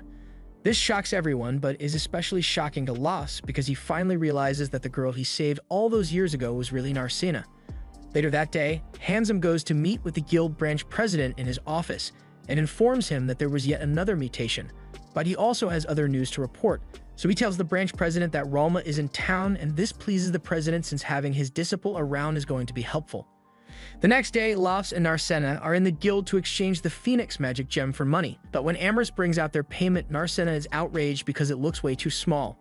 Phoenix gems are meant to be really valuable, and on top of that, this particular Phoenix was evolved, so it should be worth a whole lot more than usual. So Amherst must be trying to scam them if she says this is the only money they will receive. Now, Amherst may be a money-hungry opportunist, but she's no thief, so she assures Narcina that the money in that pouch is large enough to cover the value of the Phoenix gem and encourages her to take a look for herself. Normally, the guild pays adventurers in silver coins, but it would take hundreds of thousands of silver coins to pay for the gem, so Amherst opted to exchange everything for gold coins instead to make it easier to carry. Narcina is stunned once she sees that Amherst was telling the truth, and she doesn't really know what to say at this point, so Lofts just tells her to accept the coins already and pays Amherst her fee before walking off without another word. Amherst is always happy to receive money, but she noticed that Lofts seemed a lot more quiet than he usually is, so she asks Narcina if anything happened between the two of them. Narcina follows Lost outside, and the two of them sit down to have a snack, but Lofts still isn't saying anything, so Narcina is forced to break the silence and says there's something she's been meaning to ask Lost about. Since they just got paid a large sum of money, she asks if he would like to rent a detached house with her. Lost is taken aback by such a sudden request, but Narcina has a good reason for it. With the funds they currently have available, it is much more economical and secure to rent a private house rather than continuously staying in a hotel. And Narcina already went through the trouble of assessing the current housing market, and not only do they have enough money to rent a house, they could even buy one if they wanted. Something I can't relate to. Lofts agrees with everything Narcina has said, but he asks if there is a particular reason she's bringing this up now, like some kind of complaint about Mary's hotel or something. But Narcina says there's nothing inherently wrong with the hotel. It's comfortable and has great food, which makes it extremely popular, but precisely because it's so popular, his place is always crowded and Narcy won't admit it, but she really wants to have a place where she can have nice long chats with Lofts without any interruptions, and then from there, maybe they will grow close enough to have a more physical connection. Narcina starts getting embarrassed by her unholy thoughts, and Lofts has no idea what she's thinking, but he tells her that it's still too early for them to buy a house together. He believes it's better if they save their money in case of a future emergency, and besides, they still have to consider this situation with the others.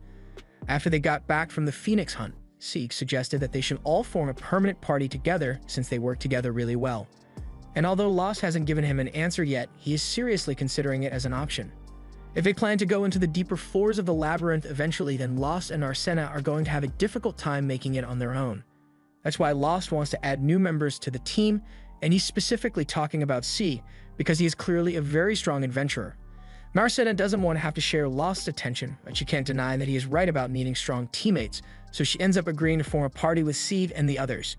Later that day, Lost and Narcena meet up with the others and agree to merge parties with them. So Seed proposes a toast to celebrate their new party. Mary overhears this and decides to treat everyone to a special meal, and after they are all done eating, Armia is pretty much in a food coma. Since it's getting pretty late, Lara decides to take Armia to bed, so she picks her up and starts dragging her upstairs. Lara continues walking to the stairs with Armia, but as she's about to head up, Narcena comes up to her and says there's something she wants to talk to her about. They head up together, and after getting Armia into bed, Narcena tells Lara about the conversation she had with Lost earlier about buying a house together. Lara is impressed by how bold Narcena was to ask Lost to live with her, but Narcena says Lost rejected her idea, so she's starting to think he might hate her. Lara assures Narcena that Lost doesn't hate her, and it's much more likely that he just doesn't want to rush into things because he cares about her so much. Lost doesn't seem like the kind of person to be shy about this kind of stuff, but every man has their own personality, so Lara advises Narcena to be patient with him. Narcena thanks Lyra for the good advice and says she is glad she came to Lyra for help because she knew Lyra would have good relationship advice to give, but all Narcena's praise just reminds Lyra of the fact that she has never had a boyfriend. While Lara and Narcena were talking upstairs, Lost and C were having a conversation on the same topic, and C thinks Lost should just agree to live with Narcena. It's not like they are getting married or anything, and Narcena clearly admires him a lot, so it wouldn't hurt her feelings if he refused. He asks Lost if he dislikes the idea of living with Narcena, but that's not true at all. She's the one who gave him hope when he was at the lowest point in his life, and she even came all the way to this city just to form a party with him, so he could never hate her. But C can tell that Lost is still too embarrassed to admit that he likes her. Back to Lara and then Narcena's conversation, Lara starts talking about her romantic history, and how when she lived in the royal capital, several men were trying to earn her affection, so much so that they would join her party just to get close to her.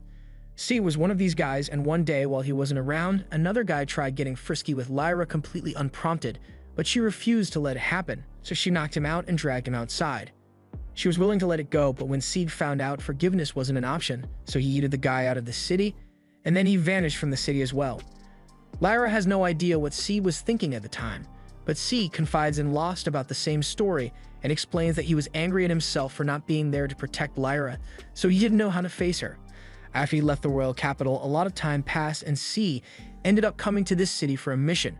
But he never could have expected that he would run into Lyra here, and to top it off, she was even willing to form a party with him after learning of his mission, even though she must have been angry at him.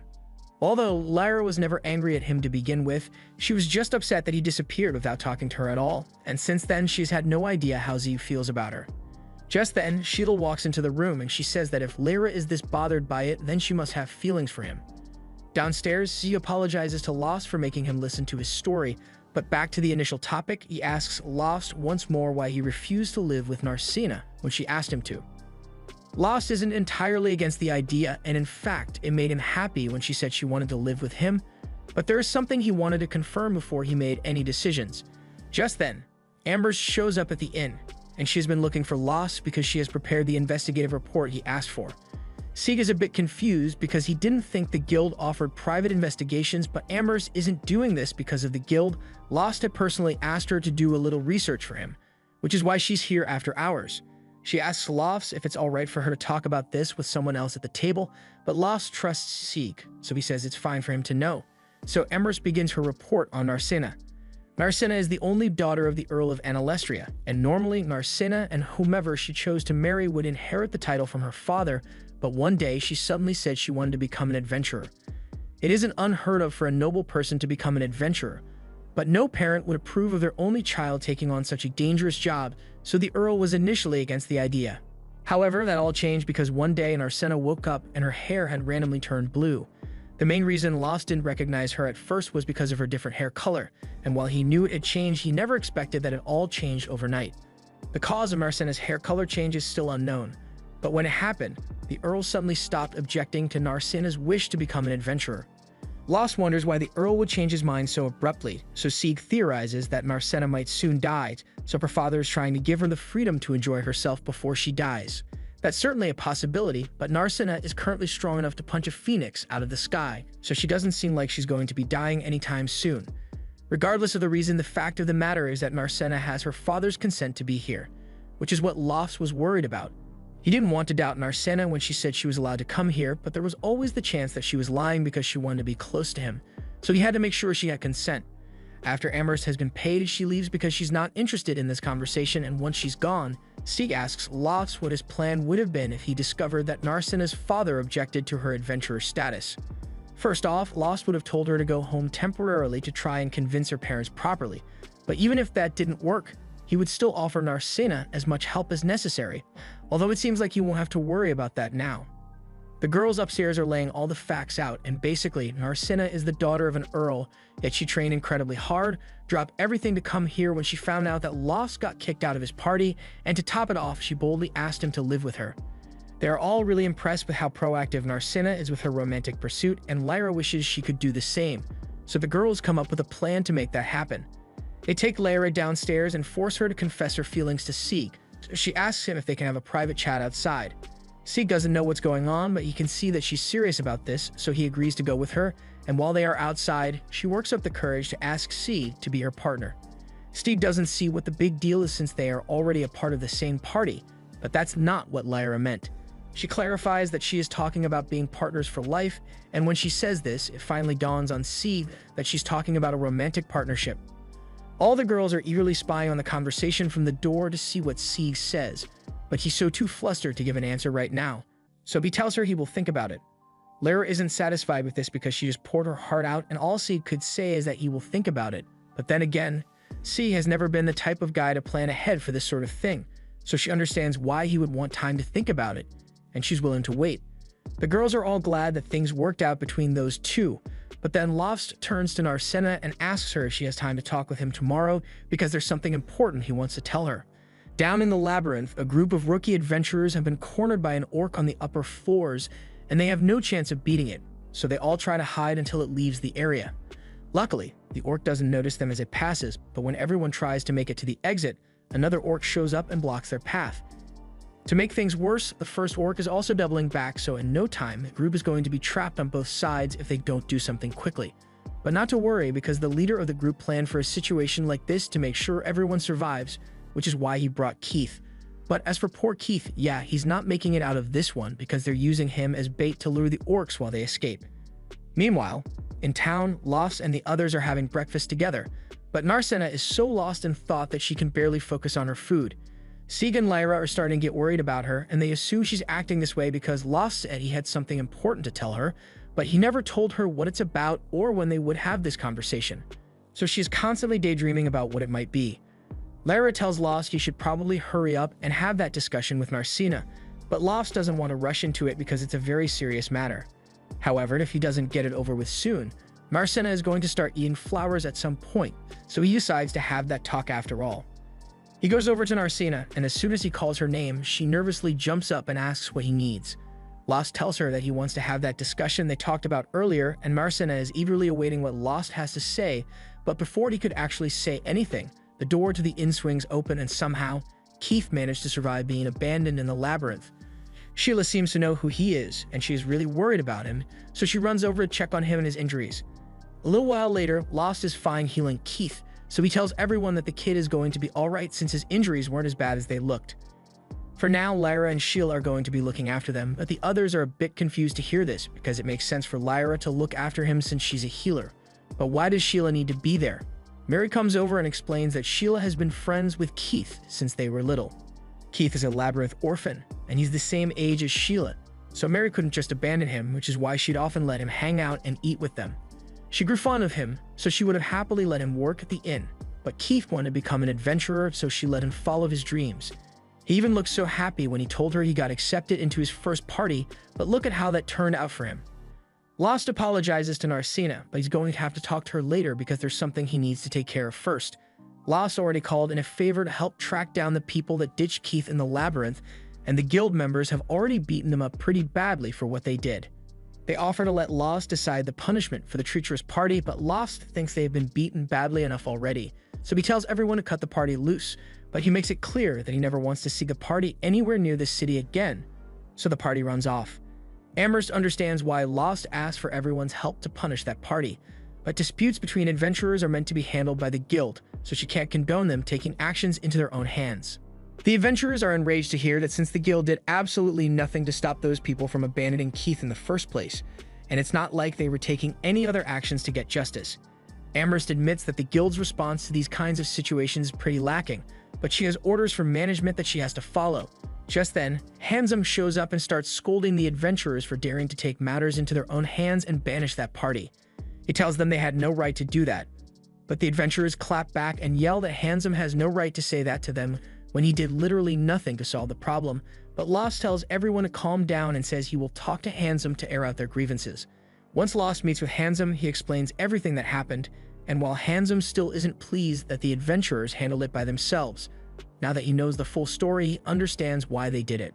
Lost asks him why he doesn't do anything to prevent these kinds of situations, because other cities at least have policies in place to protect Labyrinth orphans from being treated as bait. But Handsome counters with a simple question and asks if any of those policies would be enforceable down in the Labyrinth. Cities can make all the fancy rules and regulations they want, but if it doesn't result in any beneficial changes, then there's no point in wasting time and money on it. Lost asks if Handsome intends to just abandon all the Labyrinth orphans that end up getting used as bait, but he tells Lost he is mistaken about something. Handsome has always made it clear that anyone who doesn't like the way this city operates should leave, and that's not just because he doesn't like complainers, it's because he believes people should only become adventurers if they can handle it. This may be an adventurer's guild, but they've never once forced anyone to become an adventurer, and the same goes for Keith, since if he can't handle the risks that come with the job, he should have chosen a different path in life. Lost wants to tell him he's wrong, but he kind of agrees with Handsome about that. However, he still believes that there must be some way to deal with the situation and save the Labyrinth orphans. Handsome gets up and recalls something that a man once said. As an adventurer, the incompetent are as good as dead, so it's best to be prepared from the start.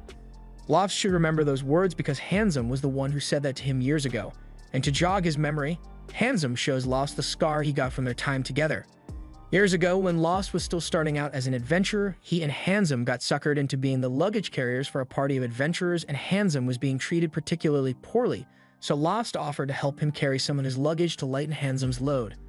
However, Handsome refused to accept any pity from someone as incompetent as Lost, so he told him to shut up and stop talking to him. Later that night, while the rest of the party was staying warm near the fire, Handsome sitting out in the cold on his own away, and he is really regretting his choice to accept this job, even if it paid decent money. A few hours later, when everyone has gone to bed, Lost wakes Handsome up and warns him that there are a bunch of goblins approaching them. He tells Handsome to warn the others while he keeps watch a little longer, and Handsome does as he is instructed. So once everyone is up, Lost fills them in on the situation.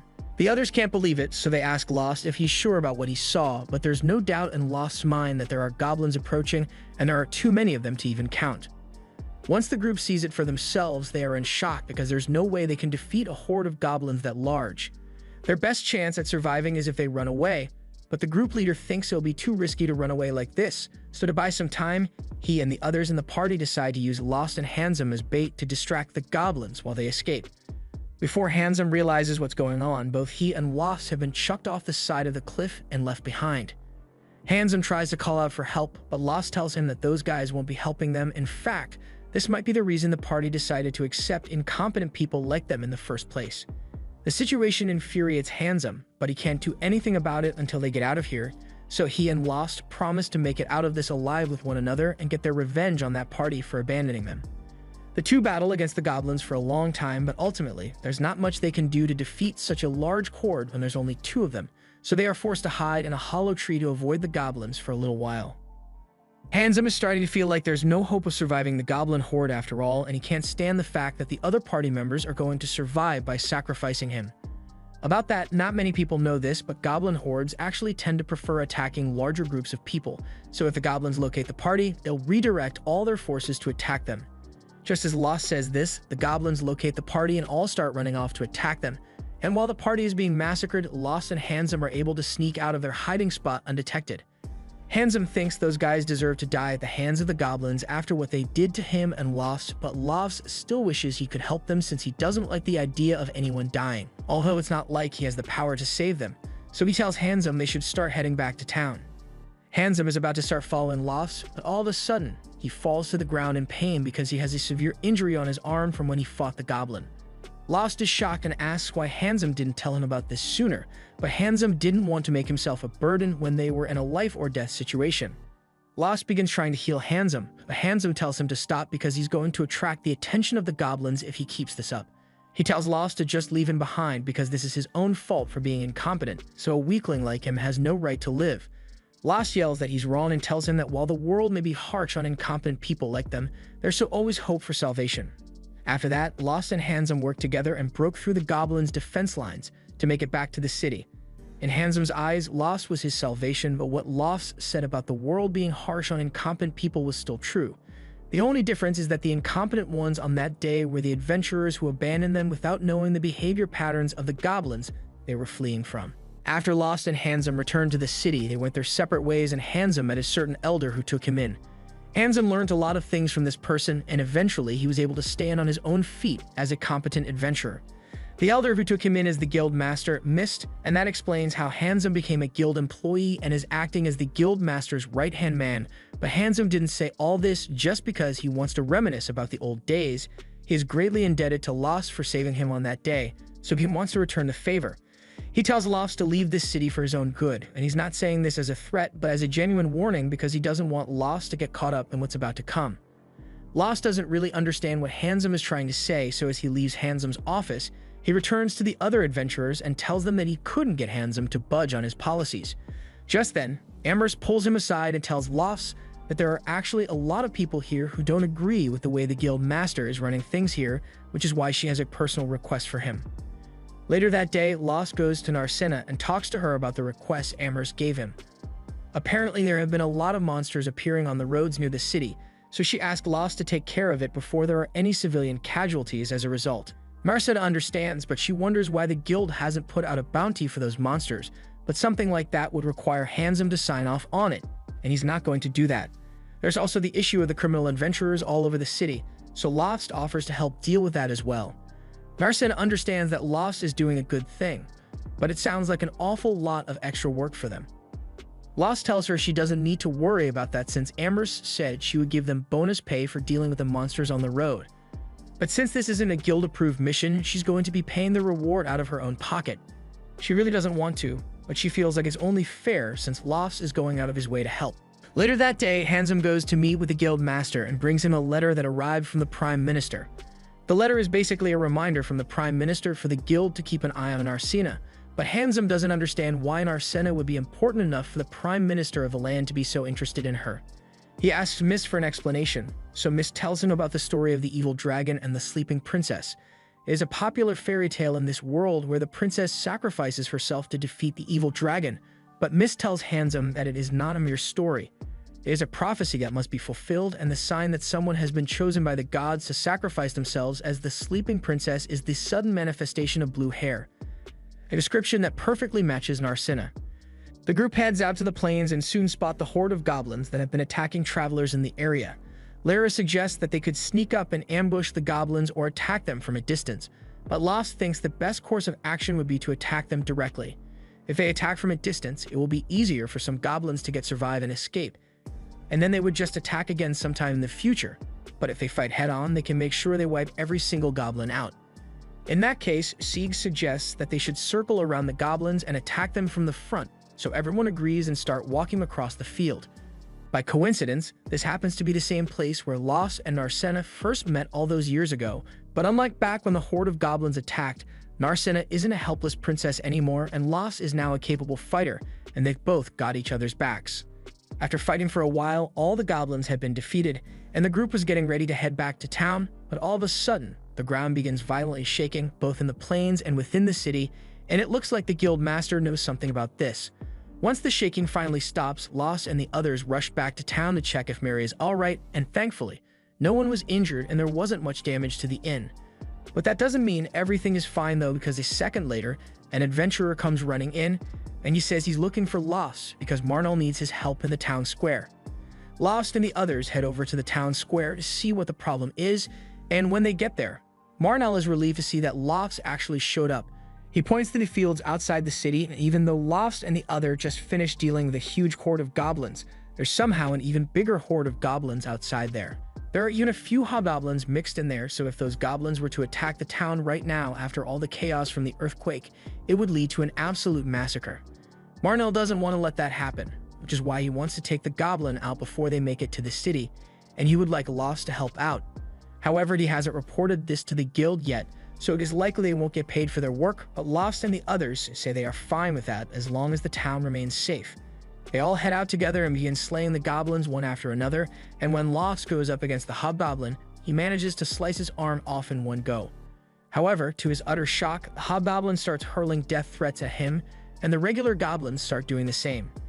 Everyone is freaked out because as far as they know, goblins are meant to be able to talk, and this is the first time they've ever seen something like this.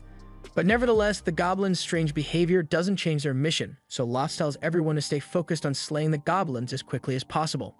Eventually, they manage to defeat all the goblins, and the only one left is the injured hobgoblin, but before it vanishes like the rest of them, it proclaims that even though the humans managed to win this battle, it is sure they will lose in the end because after what's coming, not a single human will be left alive. After the hobgoblin vanishes, it drops its magic crystal, and from the structure of the crystal, it looks like it was an evolved hobgoblin. But even so, Lost has never heard of an evolution granting a monster the ability to speak, so he is still unsure of what could have caused it. Just then, one of Marnell's friends comes running up and tells them that there's more trouble over by the labyrinth entrance. There are a ton of goblins gathered outside the entrance, at least 3 times the amount of those they fought outside the city, and their numbers are increasing by the minute.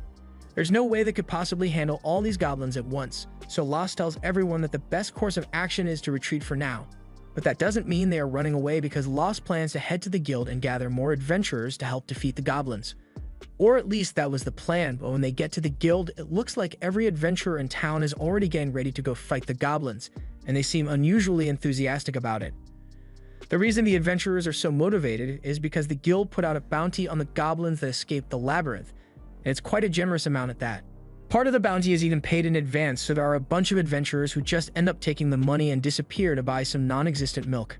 Marcena asks why they keep giving out advance payments if they know people like that are going to take advantage of it, and Amherst would personally like to stop wasting money, but it's an order from Handsome, so she has no choice but to go along with it. Marnell doesn't think this is such a bad thing, because regardless of their selfish motivations, if all these adventurers go to fight the goblins, the town will be saved. However, C wonders if Handsome might have known something like this would happen since all the money they are giving out as rewards would have had to have been gathered weeks in advance. Just then, Ralma shows up, and Lost is surprised to see that she's still in town. But since she's here, he asks if she expected something like this to happen as well. For such a large number of goblins to escape the labyrinth at once, there could only be one possible explanation: a labyrinth rampage.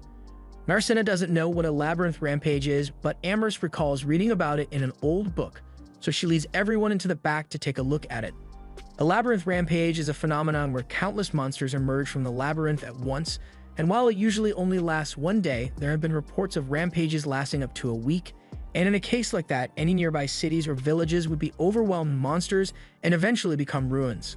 The rampage is caused when the ambient magic in the labyrinth exceeds a certain level, and the only way to prevent it is to continuously slay all the monsters in there, while also allowing the new monsters to spawn in the labyrinth to absorb some of that magic.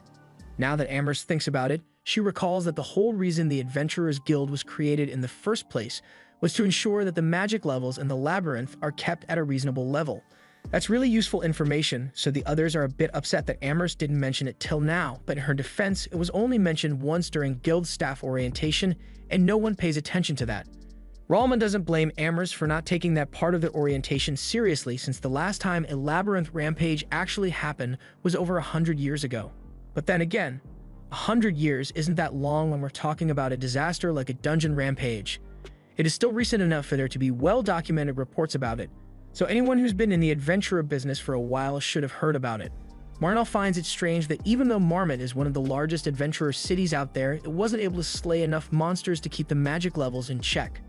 It's almost as if this rampage was intentionally caused, but speculation won't get them anywhere right now since the rampage is already in progress, so Ralma asks Lost what he wants to do about it. A little while later, Lost and a couple of others are helping the people in the area move all their stuff out, but Narcena asks if all this is really necessary. Lost doesn't like the idea of using other people's stuff either, but if the rampage ends up lasting several days, then no matter how hard the adventurers try, there's no way they will be able to last long enough. Inevitably, the city is going to suffer damages, so the best they can do is get ready and create a barricade with all this stuff to minimize that damage. Down the road, Marnell is yelling at Keith and the other kids for trying to go fight the goblins as well. Keith and the others think it's the right thing to do since this place is their hometown and they want to fight to defend it. But in all honesty, Keith and the others would probably die the second they set foot on that battlefield, so Marnell won't let them go.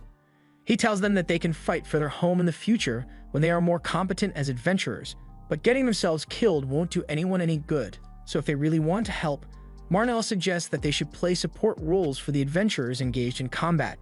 Things like transporting injured people or sending messages back and forth will help the fight go smoother in the long run. Keith and the others understand what he's saying, so they all agree to support the adventurers and run off to get started. A little while later, the goblins show up at the city entrance, and the adventurers are all posted outside to intercept them, so as the battle begins, they seal off the entrance with some carts and begin attacking the goblins inside. It is an intense battle, as there are even mid-level monsters showing up, and Lost hadn't expected the monsters to show up in just half a day, so he blames himself for being unprepared. However, Ralma assures him that it's not his fault since along with everyone else, this is Lost's first time experiencing a labyrinth rampage, so no one expects him to be fully prepared. But if he still feels guilty about it, then he's just going to have to fight with all his heart to make sure everyone survives. Aside from the goblins, there are also 2 liches floating in the air, and these ones can talk as well, so they start yelling that they will kill all the humans. But Ralma isn't interested in hearing their chant, so she starts shooting fireballs at the monsters, and Marnell orders everyone to attack at once. With their combined effort, they are able to take out every monster in the initial wave, but just when Ralma thought they were done, a second wave of monsters showed up and attacked. Narcena asks Ralma if she can blow them up with another fireball, but Ralma is exhausted, so she isn't going to be able to help for a while. If that's the case, C decides to handle the monsters instead, and since Lyra is taking care of the healing, Lost decides to join him as well. They both do their best to take on the goblins, and they are holding their ground pretty well, but then C accidentally trips on one of the goblins' clubs, so his defenses are left wide open and the goblin is about to use the opportunity to smash his head in. But at the last second, C's master, Ronaldo, dashes in to save him. This is our first time seeing Ronaldo, but he's the one who trained C and gifted him that magic sword he's always using. However, C isn't the only one who has a history with Ronaldo here because Lost, Narcena, and Ralma all know him as well. Ronaldo was the one who taught Lost how to use a sword, and for a while, he also acted as Narcena's personal swordsmanship teacher, although she ended up deciding to go with martial arts instead. He's also old friends with Ralma, so he jokes about her being a fire demon, and that gets Ralma angry, so she launches a fire blast at him. Ronaldo is easily able to deflect it though, and there's a lot he'd like to say to Ralma, but it looks like there are more important matters to deal with at the moment, so he runs off to deal with the goblins. While Ronaldo is dealing with that, a magic door suddenly opens on the side of a building and Handsome walks out, telling Ralma that Branch President Mist wants to see her. Ralma is a little suspicious about this whole thing, but she agrees to go see Mist. Before she leaves though, Lost asks if he can come along since there's a lot he wants to say to Mist in person. Surprisingly, Handsome says it's fine for Lost to accompany them and even says Narcena should come as well. Handsome starts leading them to Mist's chambers, and Narcena doesn't understand why Mist would want to see her, but Lost tells her everything's going to be fine. Worst case scenario, if Mist tries to do anything, Lost will be there to protect her. However, Ralma corrects Lost because he has no chance in hell of beating Mist in a fight. Mist is even stronger than Ralma is, so she warns Lost not to attack him under any circumstances. But with that said, the second Ralma sees Mist, she launches a massive fireball at his face. Of course, Mist remains completely unharmed, but he scolds Ralma for being so reckless because she nearly burnt his precious clothes. This is the guild branch president, Mist, and he's the last elf alive in this world. Lost and Narcena are still in shock after learning that someone as powerful as Ralma has a master, so Ralma explains that Mist is leagues above her in every way. Elves as a species are extremely proficient in the use of magic, but even among elves, Mist is exceptionally powerful since he has lived for over 600 years and learned all kinds of spells. This whole time, Mist has been staring intently at Narcena. It's starting to make her a little anxious, so Ralma asks Mist why he summoned them here. It has been years since she last saw him, and after she found out he was in this town, he kept avoiding her up till now, so she assumes this isn't meant to be a reunion. Indeed, Mist has something important to tell them, but it's going to be a long story, so he uses magic to conjure up some chairs so everyone can sit. Before they begin, Ralma asks Mist if this was his plan all along. He lured scumbag adventurers into the city and refused to do anything about their criminal conduct because he intended to have them fight the rampage, and the reason Handsome kept telling people to leave town over the smallest complaint was an attempt to allow the kind adventurers to stay out of trouble.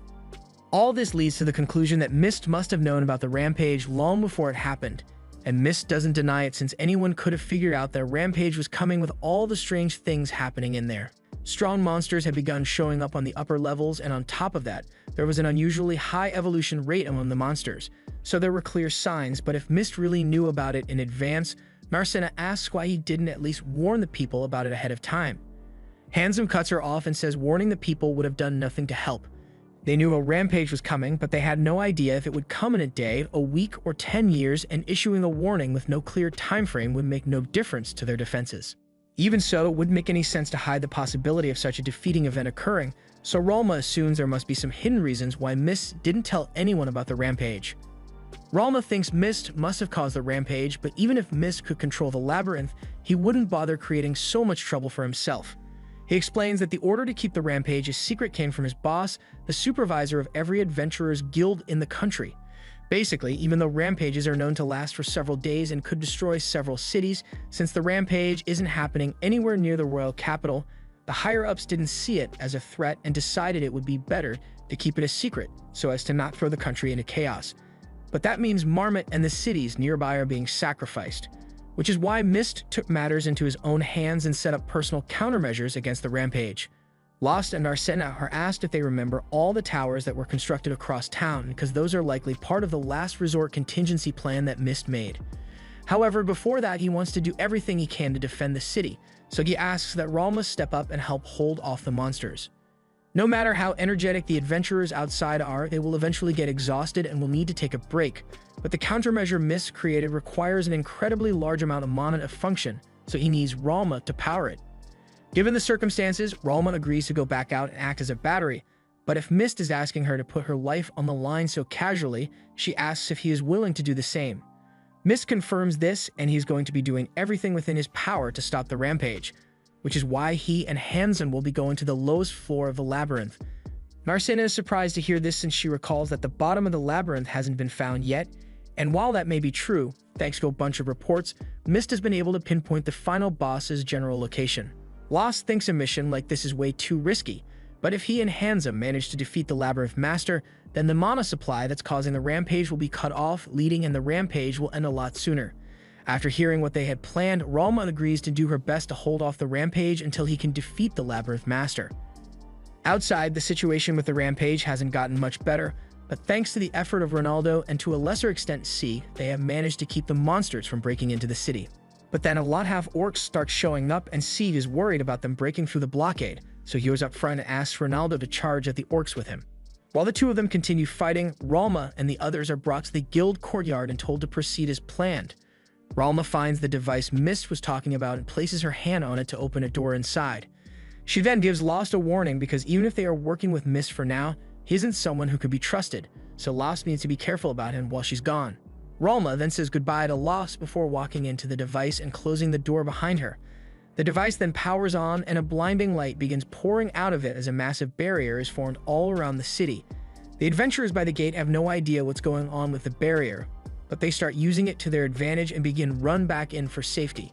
Thankfully, it seems like the orc won't be able to break through anytime soon, so they decide to go handle the monsters that get in before the barrier came up. Meanwhile, Sieg and Ronaldo have just finished dealing with the last orc, so Ronaldo tells Sieg to take a break. Sieg says he can still keep fighting, but Ronaldo can tell that Sieg is out of breath, and if he's tired, he won't be able to fight effectively. Plus, there are plenty of other people, so they should be able to handle the remaining monsters on her own. That's only because this mysterious wall is keeping the monsters out. Just then, Lost and Narcina show up, and they fill everyone in on the details of what happened and how Ralma is risking her life to keep this barrier up. The barrier is made up of Ralma's magic power, but for the barrier to cover an area this large, it must be consuming a lot of mana, and even if Ralma may have a large mana pool, it is still limited, so she will eventually run out at some point. Normally, if a person runs out of mana, They simply end up passing out from mana exhaustion, but the device Ralma is in forcibly sucks mana out of her body, so as long as the magic barrier is still needed, even if she passed out, the device will continue draining magic from her body until she ends up dead. Another monster appears. This time it's a griffin, which is super powerful. Under normal circumstances, even with the combined effort of every adventurer here, they wouldn't be able to defeat a single griffin, but thankfully, they don't have to fight it since the barrier prevents it from getting into the city. However, its presence is still going to be a problem. The barrier is made from elf technology, so it won't be breached by the attacks from the griffin, but the more damage the barrier takes, the more mana it will need to drain from Ralma to repair itself. If they let it continue attacking the barrier like that, then it won't be long before Ralma dies from mana depletion. Lost refuses to let that happen, so he starts leaving to fight the griffin, but before he goes, Ronaldo stops him and says he doesn't have to do it alone. They are all a team here and Ralma is important to them, so they'll do whatever it takes to make sure she survives. The group runs out of the barrier and towards the horde of goblins and orcs, but the main threat right now is the griffin that's repeatedly striking the barrier, so Ronaldo tells everyone to deal with the orcs quickly so they can focus their attention on the griffin. The group starts laying waste to the small fry monsters on the ground, but all of a sudden, the remaining goblins start backing off because they've realized they have no chance of winning, thus they called in a Fenrir for backup. Narcena has never seen a Fenrir before, but she can already tell that that thing is incredibly strong, and Lost confirms it. The Fenrir has a lightning-fast dash, and while on the ground, it possesses strength equal to that of a griffin, so it won't be easy to beat it. Ronaldo asks Lost if he will be able to handle the Fenrir on his own since he still has to take down the griffin, and Lost thinks he should be able to manage it, so Ronaldo runs off to handle the griffin, while the rest of them take on the Fenrir. Armiette is the first to attack and launches a fireball at the Fenrir, but she wasn't expecting it to be so fast, so she gets caught off guard as the Fenrir charges at her. Luckily, Lost was quick enough to keep up with it, so he jumps in front of Armiette and parries the Fenrir's attacks. Everyone is amazed that Lost is capable of keeping up with the Fenrir's speed on his own, but even so, Lost is still losing. The only thing Lost has been able to do so far is defend himself, so the Fenrir eventually catches Lost lacking and slashes his arm. Lost is in no condition to fight back anymore, so Sieg steps up to keep the Fenrir busy with Armiette until Lyra and Narcena can treat Lost's injury. Lost tries telling Narcena he's okay, but that's clearly not true. Lyra says his arm is barely hanging on by a thread. She's going to be able to heal him, but it'll take a while, so Lost needs to sit still for a bit. Meanwhile, as the griffin was flying in to once again attack the barrier, it finds Ronaldo perched atop the tower, and before the griffin even reached barrier, Ronaldo jumps off and slams it into the ground. The griffin is still alive, but Ronaldo injured its wing pretty badly, so it won't be able to fly for a while, and that makes it a lot easier for Ronaldo to take it down. Meanwhile, Sieg and Armiette are doing a good job keeping the Fenrir busy, but the Fenrir is smart enough to realize that Armiette is an easier target than Sieg, so it howls and calls a lich to take her out. Armiette isn't able to react in time, so she gets knocked out, and Armiette being hurt distracts Sieg so much that the Fenrir is able to knock him down immediately. However, the Fenrir's real target is Lost, so it doesn't finish Sieg off and instead runs to stop Lyra from healing Lost before grabbing him and tossing Lost's unconscious body around. Narcena is enraged that the Fenrir would dare to hurt her dear Lost, so she charges at the Fenrir and yells that she's going to make it pay for what it has done. All things considered, Narcena is doing pretty well against the Fenrir and even manages to knock it away with a powerful kick at one point, but the Fenrir gets back up and starts attacking her with full force until it eventually slashes her arm and causes Narcena to collapse to the ground. The Fenrir then triumphantly stands over Narcena's body thinking it has won, but that's when she reveals that she was just acting as bait this entire time, and in the next moment, Lost jumps up from behind the Fenrir and stabs it in the neck with his dagger.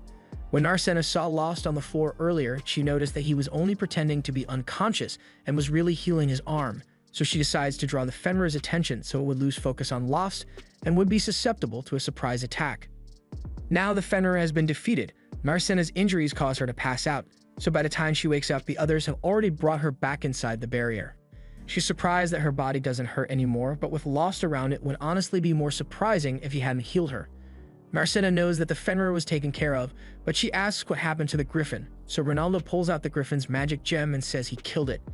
And now that the major threats have been taken care of, Ralma should be able to survive a little while longer. But if they want to ensure that she lives past this, they have to hope that Mist really does take down the Labyrinth Master and Handsome actually take out the Labyrinth Master like they said they would. However, there's nothing they can do about it for now, so Lost suggests they should all head back to the inn and rest up.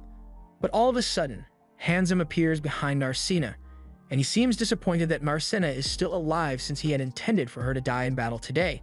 So he pulls her into a portal so he can finish the job himself. Marnell and the other adventurers have just finished dealing with the last few monsters that were in the town. So as long as this barrier holds up, everyone should be safe now. Keith and the other kids come over to deliver some food to the adventurers and tell them to take a break now that the town is safe, and Marnell appreciates it. But he is too worried about Lofts and the others to relax right now. However, Sheila tells him that Lofts is already back at the inn resting. Marnell is glad to hear this and asks if that means everyone made it out all right, but unfortunately, while Lofts and the others made it back, Narcina wasn't so lucky. Back at the inn, the group is trying to plan out their next move and figure out why Handsome kidnapped Narcina, but Ronaldo believes it's because Narcina is the sleeping princess. Armia finds it hard to believe since she thought the story of the sleeping princess was just a fairy tale, but while some of the details may have been exaggerated, the story is based on real events. The story says that the sleeping princess has the power to put the evil dragon to sleep by sacrificing herself, so Marcina was likely kidnapped so she could be fed to the dragon. Meanwhile, Handsome returns to Mist's room with Marcina, and Mist compliments Handsome for doing such a good job, but the second Marcina realizes Mist is the one behind her kidnapping, she leaps forward to attack him. Unfortunately, Mist has lived long enough to become a Jedi, so he uses the Force to stop Narcina mid-air and bring her down to her knees.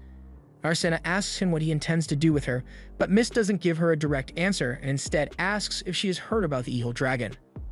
Narcina thinks Mist is mocking her since everyone in this world has heard about the evil dragon, but Mist is serious, so he releases her and asks her to explain what she knows. Narcina talks about how the evil dragon is a terrifying creature that appeared 200 years ago, but a hero suddenly appeared and defeated it. Mist tells her she is mostly correct, but she is missing a few important details. First of all, the hero wasn't actually able to kill the dragon. All he managed to do was send it to where it came from. And the dragon didn't only show up 200 years ago, it also showed up 400, 600, and 800 years ago as well.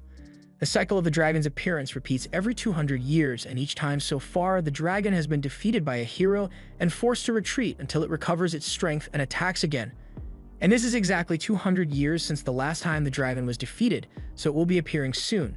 Narcina realizes this is bad news, so she asks if the hero can stop the dragon again this time, but unfortunately, Mist tells her that won't happen. Normally, the hero appears at the same time as the dragon's revival, but so far, there has been no sign of any hero. However, even if there's no hero right now, there is still someone who can put the dragon to sleep, and that person is Narcina. The fact that her hair is blue is all the proof they need to figure out that she is the sleeping princess, since when Maiden is chosen, their hair will suddenly turn blue. Narcina asks if her father knew about this, but it would be hard to imagine someone in a position of power like him would be oblivious to something so important, which is probably why he let Narcina become an adventurer in the first place. Back at the inn, Lost asks Ronaldo if Mist intends to use Narcina to put the dragon to sleep, but Ronaldo doesn't think Mist is the one who made the decision. The order most likely came from his boss, the Chancellor of the Adventurers Guild, and the only thing that man cares about is minimizing the damage caused by the dragon, no matter what it takes. Armia doesn't think that sounds so bad, but Ronaldo reiterates that the Chancellor is only interested in minimizing the damage caused by the dragon, not preventing it entirely. For example, if he had to sacrifice 40 people so that 60 others would survive, you wouldn't hesitate. In fact, the reason this city has no walls is because the Chancellor didn't approve of having a wall built. When the dragon's return approaches, labyrinth stampedes are bound to occur, and the Chancellor was well aware of this, so he planned to let Marmot be destroyed by the stampede to send a message. If a city were completely destroyed, then everyone, from the commoners to the king, would realize the gravity of the situation, and the Chancellor would be given full authority to do whatever it takes to defeat the dragon. Narcina can't believe that the Chancellor is willing to let all the people of Marmot die, but the Chancellor believes this is the only way he can save the world. Each time the dragon shows up, it appears in a different labyrinth, but analyzing the ambient mana and labyrinth activity, the guild was able to deduce that the dragon would appear here, and they've known this for decades. Ronaldo tells the others the same thing, but if they've known that the dragon would show up here for so long, then Seed doesn't understand why they didn't warn the townspeople of the imminent danger. It's clear that the Chancellor intended to let all the people in the town die, but Mist wasn't on board with that idea, so he took desperate measures to construct a barrier around Marmot without the Chancellor finding out. However, if the stampede doesn't end soon, then Ralma's life will be at risk, so Mist is likely going to do everything in his power to defeat the labyrinth boss as quickly as possible. But he also had Handsome kidnap Marcina as an insurance policy to stop the dragon in case he fails his mission. Of course, Ronaldo can't be sure of Mist's intentions without asking him personally, but it's going to be difficult to do that since they don't even know where it is. However, they do know that he is planning to defeat the Labyrinth boss, so that must mean he is headed for the deepest part of the Labyrinth, so they might be able to find him there. The Labyrinth still hasn't been fully explored, so this is going to be a dangerous mission in unknown territory, and Ronaldo wants to make sure everybody is in agreement before they begin. Lost would naturally do whatever it takes to save Narcina, and the others care about her a lot as well, so they all agree to go save her.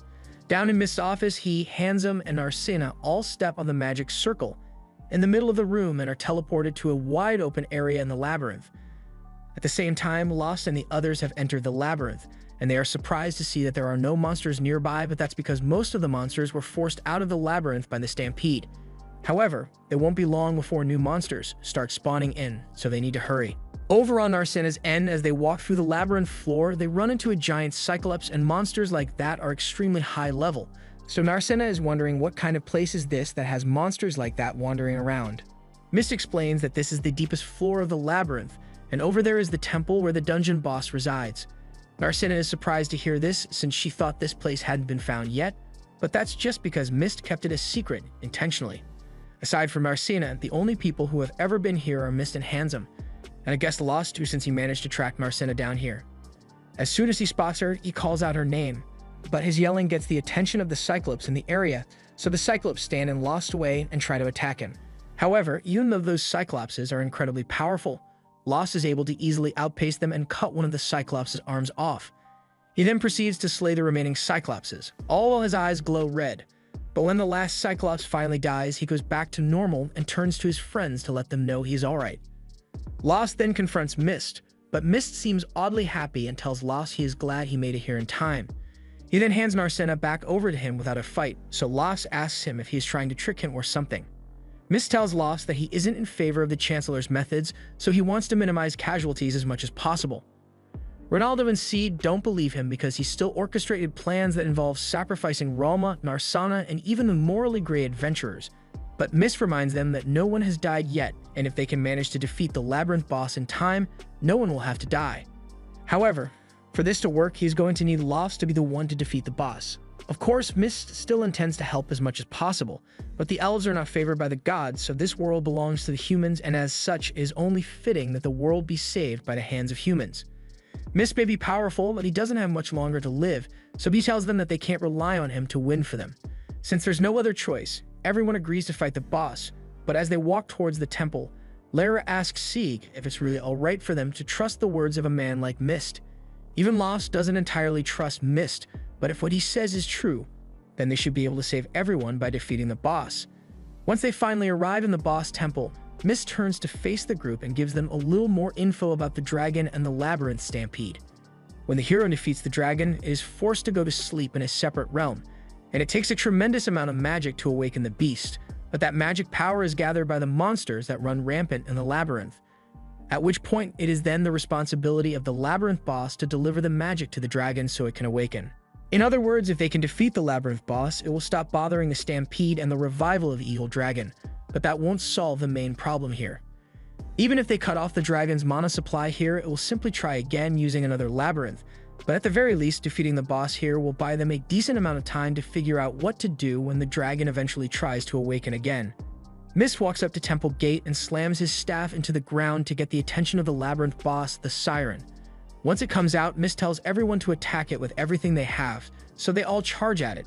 Armia uses a spell to bind the Siren in place while Seed and Ronaldo both leap into the air and use their swords to cut off the Siren's wings. So far, they are doing pretty well against it, but the Siren suddenly launches a barrage of blasts at the group in an attempt to stop them. However, Narcina jumps up and lands a devastating punch which cracks the Siren's face and causes it to try and flee. But before it could get away, Lost appeared in front of it and sliced it in half, officially defeating the Labyrinth boss. This should have been a great victory for them, but all of a sudden, Handsome gets stabbed through the back by Dark Tendril, and they hear the voice of the evil dragon come through the portal. It looks like the dragon had already acquired enough mana to allow him to partially manifest through that portal, and the dragon seems to recognize Mist since it has seen him several times before. It is infuriated that Mist is once again interfering with his plans, but this time it won't allow anything to stop it, so it demands that Mist surrender his body to it if he doesn't want to see Handsome die. Mist knows that if he gives up his body to the dragon, it would mean certain doom for the world. So as much as he hates the idea of it, he's going to have to let Handsome die and then use all his power to seal the portal. However, Mist hesitates for a moment because he really doesn't want to let Handsome die, and that moment of hesitation was all it took for the dragon to forcefully take over his body. He begins using Mist's body as a medium to power the portal and transfer over all of his power, but there isn't enough mana in this labyrinth, so he teleports himself away to find a suitable power source. With the dragon gone, Handsome gets released and falls to the floor, so Lost rushes over to his side so he can heal the gaping hole in his chest. However, Handsome tells Lost to forget about healing him and go chase after the dragon because there's no telling what kind of damage it is going to do. Meanwhile, the dragon has just teleported to the outskirts of the city, and it wants to get in, so it begins using powerful magic to try and break the barrier, and it doesn't look like Ralma will be able to withstand much more damage. Ralma can sense the evil dragon within Mist, and she doesn't know how this happened or what's going on, but she's in no position to do anything about it, so she has to rely on Lost to save her. For now, Ralma's shield hasn't broken, but with the threat of the evil dragon looming over them, the people are literally oozing fear. And all that fear is being absorbed by the evil dragon to fuel his next attack. Once sufficient energy has been gathered, the ground begins to rumble because the second wave of the stampede is on its way. Inside the barrier, Marnal watches as monsters begin to pile up outside the barrier, and it is looking really bad. But he tries to assure the kids that everything is going to be fine since the barrier is still standing, and as long as it is there, then none of the monsters will be able to get in. But even if that's the case, the barrier can't last forever, especially not with all those monsters attacking it, so it's only a matter of time before it collapses. Outside, Ronaldo is worried about Ralma since all those monsters smacking the barrier are putting her life at risk, although it's not like they are doing much better over here. Lost has been trying to heal Handsome for a while now, but the thing that stabbed Handsome's chest was a mass of condensed dark mana, so Lost's healing magic isn't as effective on the wound. While Lost keeps trying to heal him, Handsome wakes up and asks Lost to go save Mist instead. Handsome cares deeply for Mist because he wasn't just his master, he was his benefactor. Lost knows better than anyone how labyrinth orphans like them were treated like disposable pawns by everyone, but Mist was different. He taught Handsome everything he knows even though he was a talentless nobody. Mist's generosity was in part because he needed a human to run the guild in his place to hide the fact that he was an elf, but even so, Handsome feels greatly indebted to him for all he has done. Over the years, Mist must have also come to truly care about Handsome as well, which is why he hesitated when Handsome's life was in danger. It makes Handsome happy to know that at least one person valued his life in this world, but he wishes Mist had just let him die then because it would have given meaning to his worthless life and saved them from this whole mess. Lost tells Handsome he is wrong about his life being worthless because after the time they spent together, Lost came to care about Handsome and thinks of him as a friend. Handsome admits that he also thinks of Lost as a friend, which was why he kept trying to get him to leave the city so he wouldn't end up getting involved in this catastrophe, but that didn't work out as he had hoped. Just then, Mersena yells at Handsome because even if he was forced to keep the stampede a secret by the Prime Minister, with the way he acted towards Lost, he doesn't deserve to call himself a friend. Lost tries to calm Mersena down, but Handsome says she's right, he has no right to call himself a friend, so he asks Lost to stop healing him because he deserves to die after what he has done. However, Mersena yells that Handsome needs to take responsibility for his actions, so he can't let himself die until he has made up for what he did. Back in the town, Marnal has rallied all the adventurers available so they can all go out and fight the monsters. Lost and the others are surprised to see that the adventurers left the safety of the barrier to fight, but they must be trying to lighten Ralma's load a little, and with them fighting, she should be able to last a little longer. So far, everything has gone according to Mist's plan aside from the fact that he got his body snatched, so they need to figure out a way to get the dragon out of Mist's body. Before they get started, Ronaldo asks if anyone wants to leave since there's still time to run away if they want to, but they all know it would be pointless to run since if the dragon revives itself, then the whole world will be destroyed and there's nowhere to run from that. They all agree to work together to take down the dragon, but before they get started, Lost tells Mersena to stay behind. They begin their fight with the dragon by launching a fireball at it. This gets the dragon's attention, and it is annoyed that they would dare to attack it, so it turns to face them. Meanwhile, Mersena is still over on the hill since Lost told her to stay back, and the reason he didn't want her to join the battle was because she's the sleeping princess, so if the dragon recognizes her, then she could be put in grave danger. The group begins fighting the dragon, although the dragon isn't taking any of this seriously since there's no way for them to come after him in the air. The group may not have flight magic, but they do have an explosion spell, so Lost gets onto the rock and Armia fires her spell, launching him high into the sky. The dragon is impressed by how reckless Lost is willing to be just to take it out, but even this human bullet move won't be enough to stop him as he stabs Lost through the chest before he could strike. It then drops Lost to the ground, where Lost starts to bleed out and Narcina can't bear to watch this anymore, so she decides to step in despite Lost's warning. Everyone runs over to Lost's side to check on him, but once they arrive, they discover that it's much worse than they had originally thought. Lara begins healing him in an attempt to save his life, but while they are trying to help Lost, the dragon begins prying into the barrier again. So at this rate, Ralma isn't going to last very long. Ronaldo thinks they should evacuate the people in the city before the barrier is broken so they don't end up dying, but even if they do that, Narcina realizes that there will be nowhere for them to run to since the entire world will be destroyed once the dragon revives itself. There's only one option left at this point, so Narcina decides that she's going to use her sleeping princess powers to stop the dragon. Ronaldo asks her if she's sure about this because using that power will mean that she has to sacrifice herself. And on top of that, the sleeping princess power isn't a perfect fix for the dragon's rampage.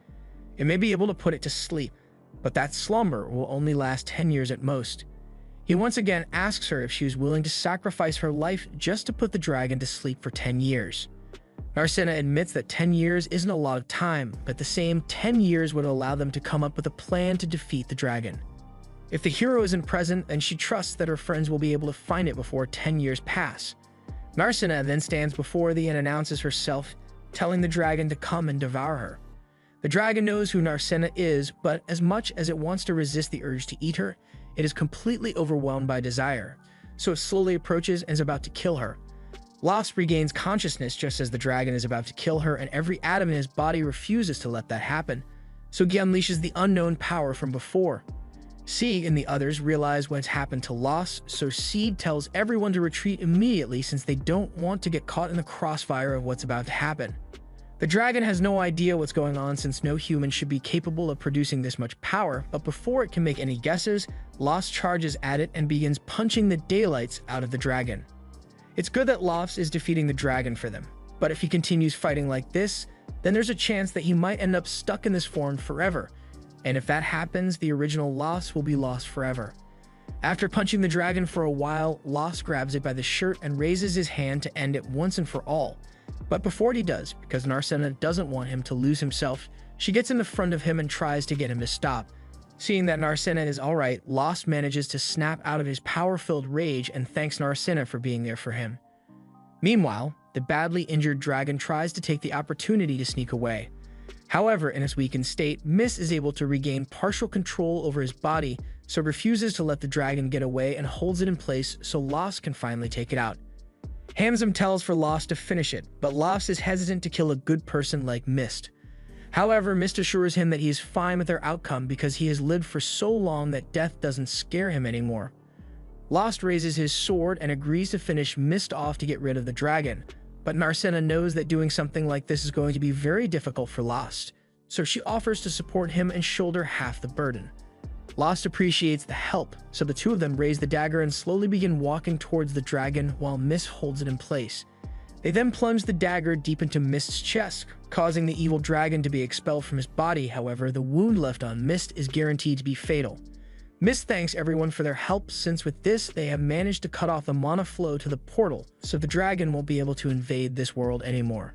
On top of that, the mana surrounding the city should naturally disperse after a while, so the stampede will end soon, and it's all thanks to Lost and Narcina.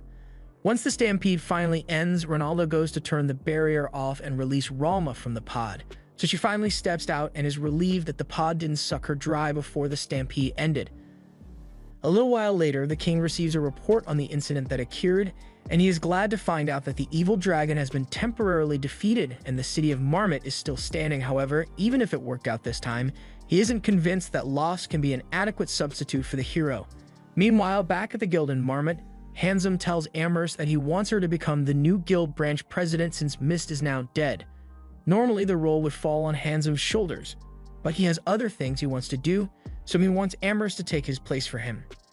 Amherst refuses and explains that she isn't a good leader, so she could never properly run the guild. However, Handsome isn't much better at it either, so he still thinks Amherst is the best option. To convince her to take the role, he leans in close and tells her about the salary she'd be getting paid, and all of a sudden, she's perfectly fine with becoming the new branch president. Later that night, a huge party is held to celebrate the successful defense of the city, and at one of the tables, Ronaldo talks with Lyra and Seed about Lost. He tells them that he already knew about the mysterious power Lost possesses, and it's too much for Seed to manage, so he suggests that he should leave it to be handled by the Royal Capital Guild instead. Meanwhile, Lost is on the terrace with Narcina and tells her that even if they've managed to stop the dragon temporarily, it will still return one day, which is why he has decided to go on a journey to find the hero so they'll be ready next time, and he wants Narcina to join him on his journey. Narcina happily agrees since all she wants is to be able to spend time with Lost as his party member. The next morning, Lost and Narcina head out on their journey, and as they walk off into the sunset, C and the others watch from a distance. Armia asks if it is really alright for them to let Lost go like this since they were supposed to be monitoring him, but Lyra and Seed don't think it would be right to butt in since Lost and Narcina have already made their decision. And besides, as long as they are adventurers, they will surely meet again in some labyrinth. This was the final episode. Subscribe for more anime recaps.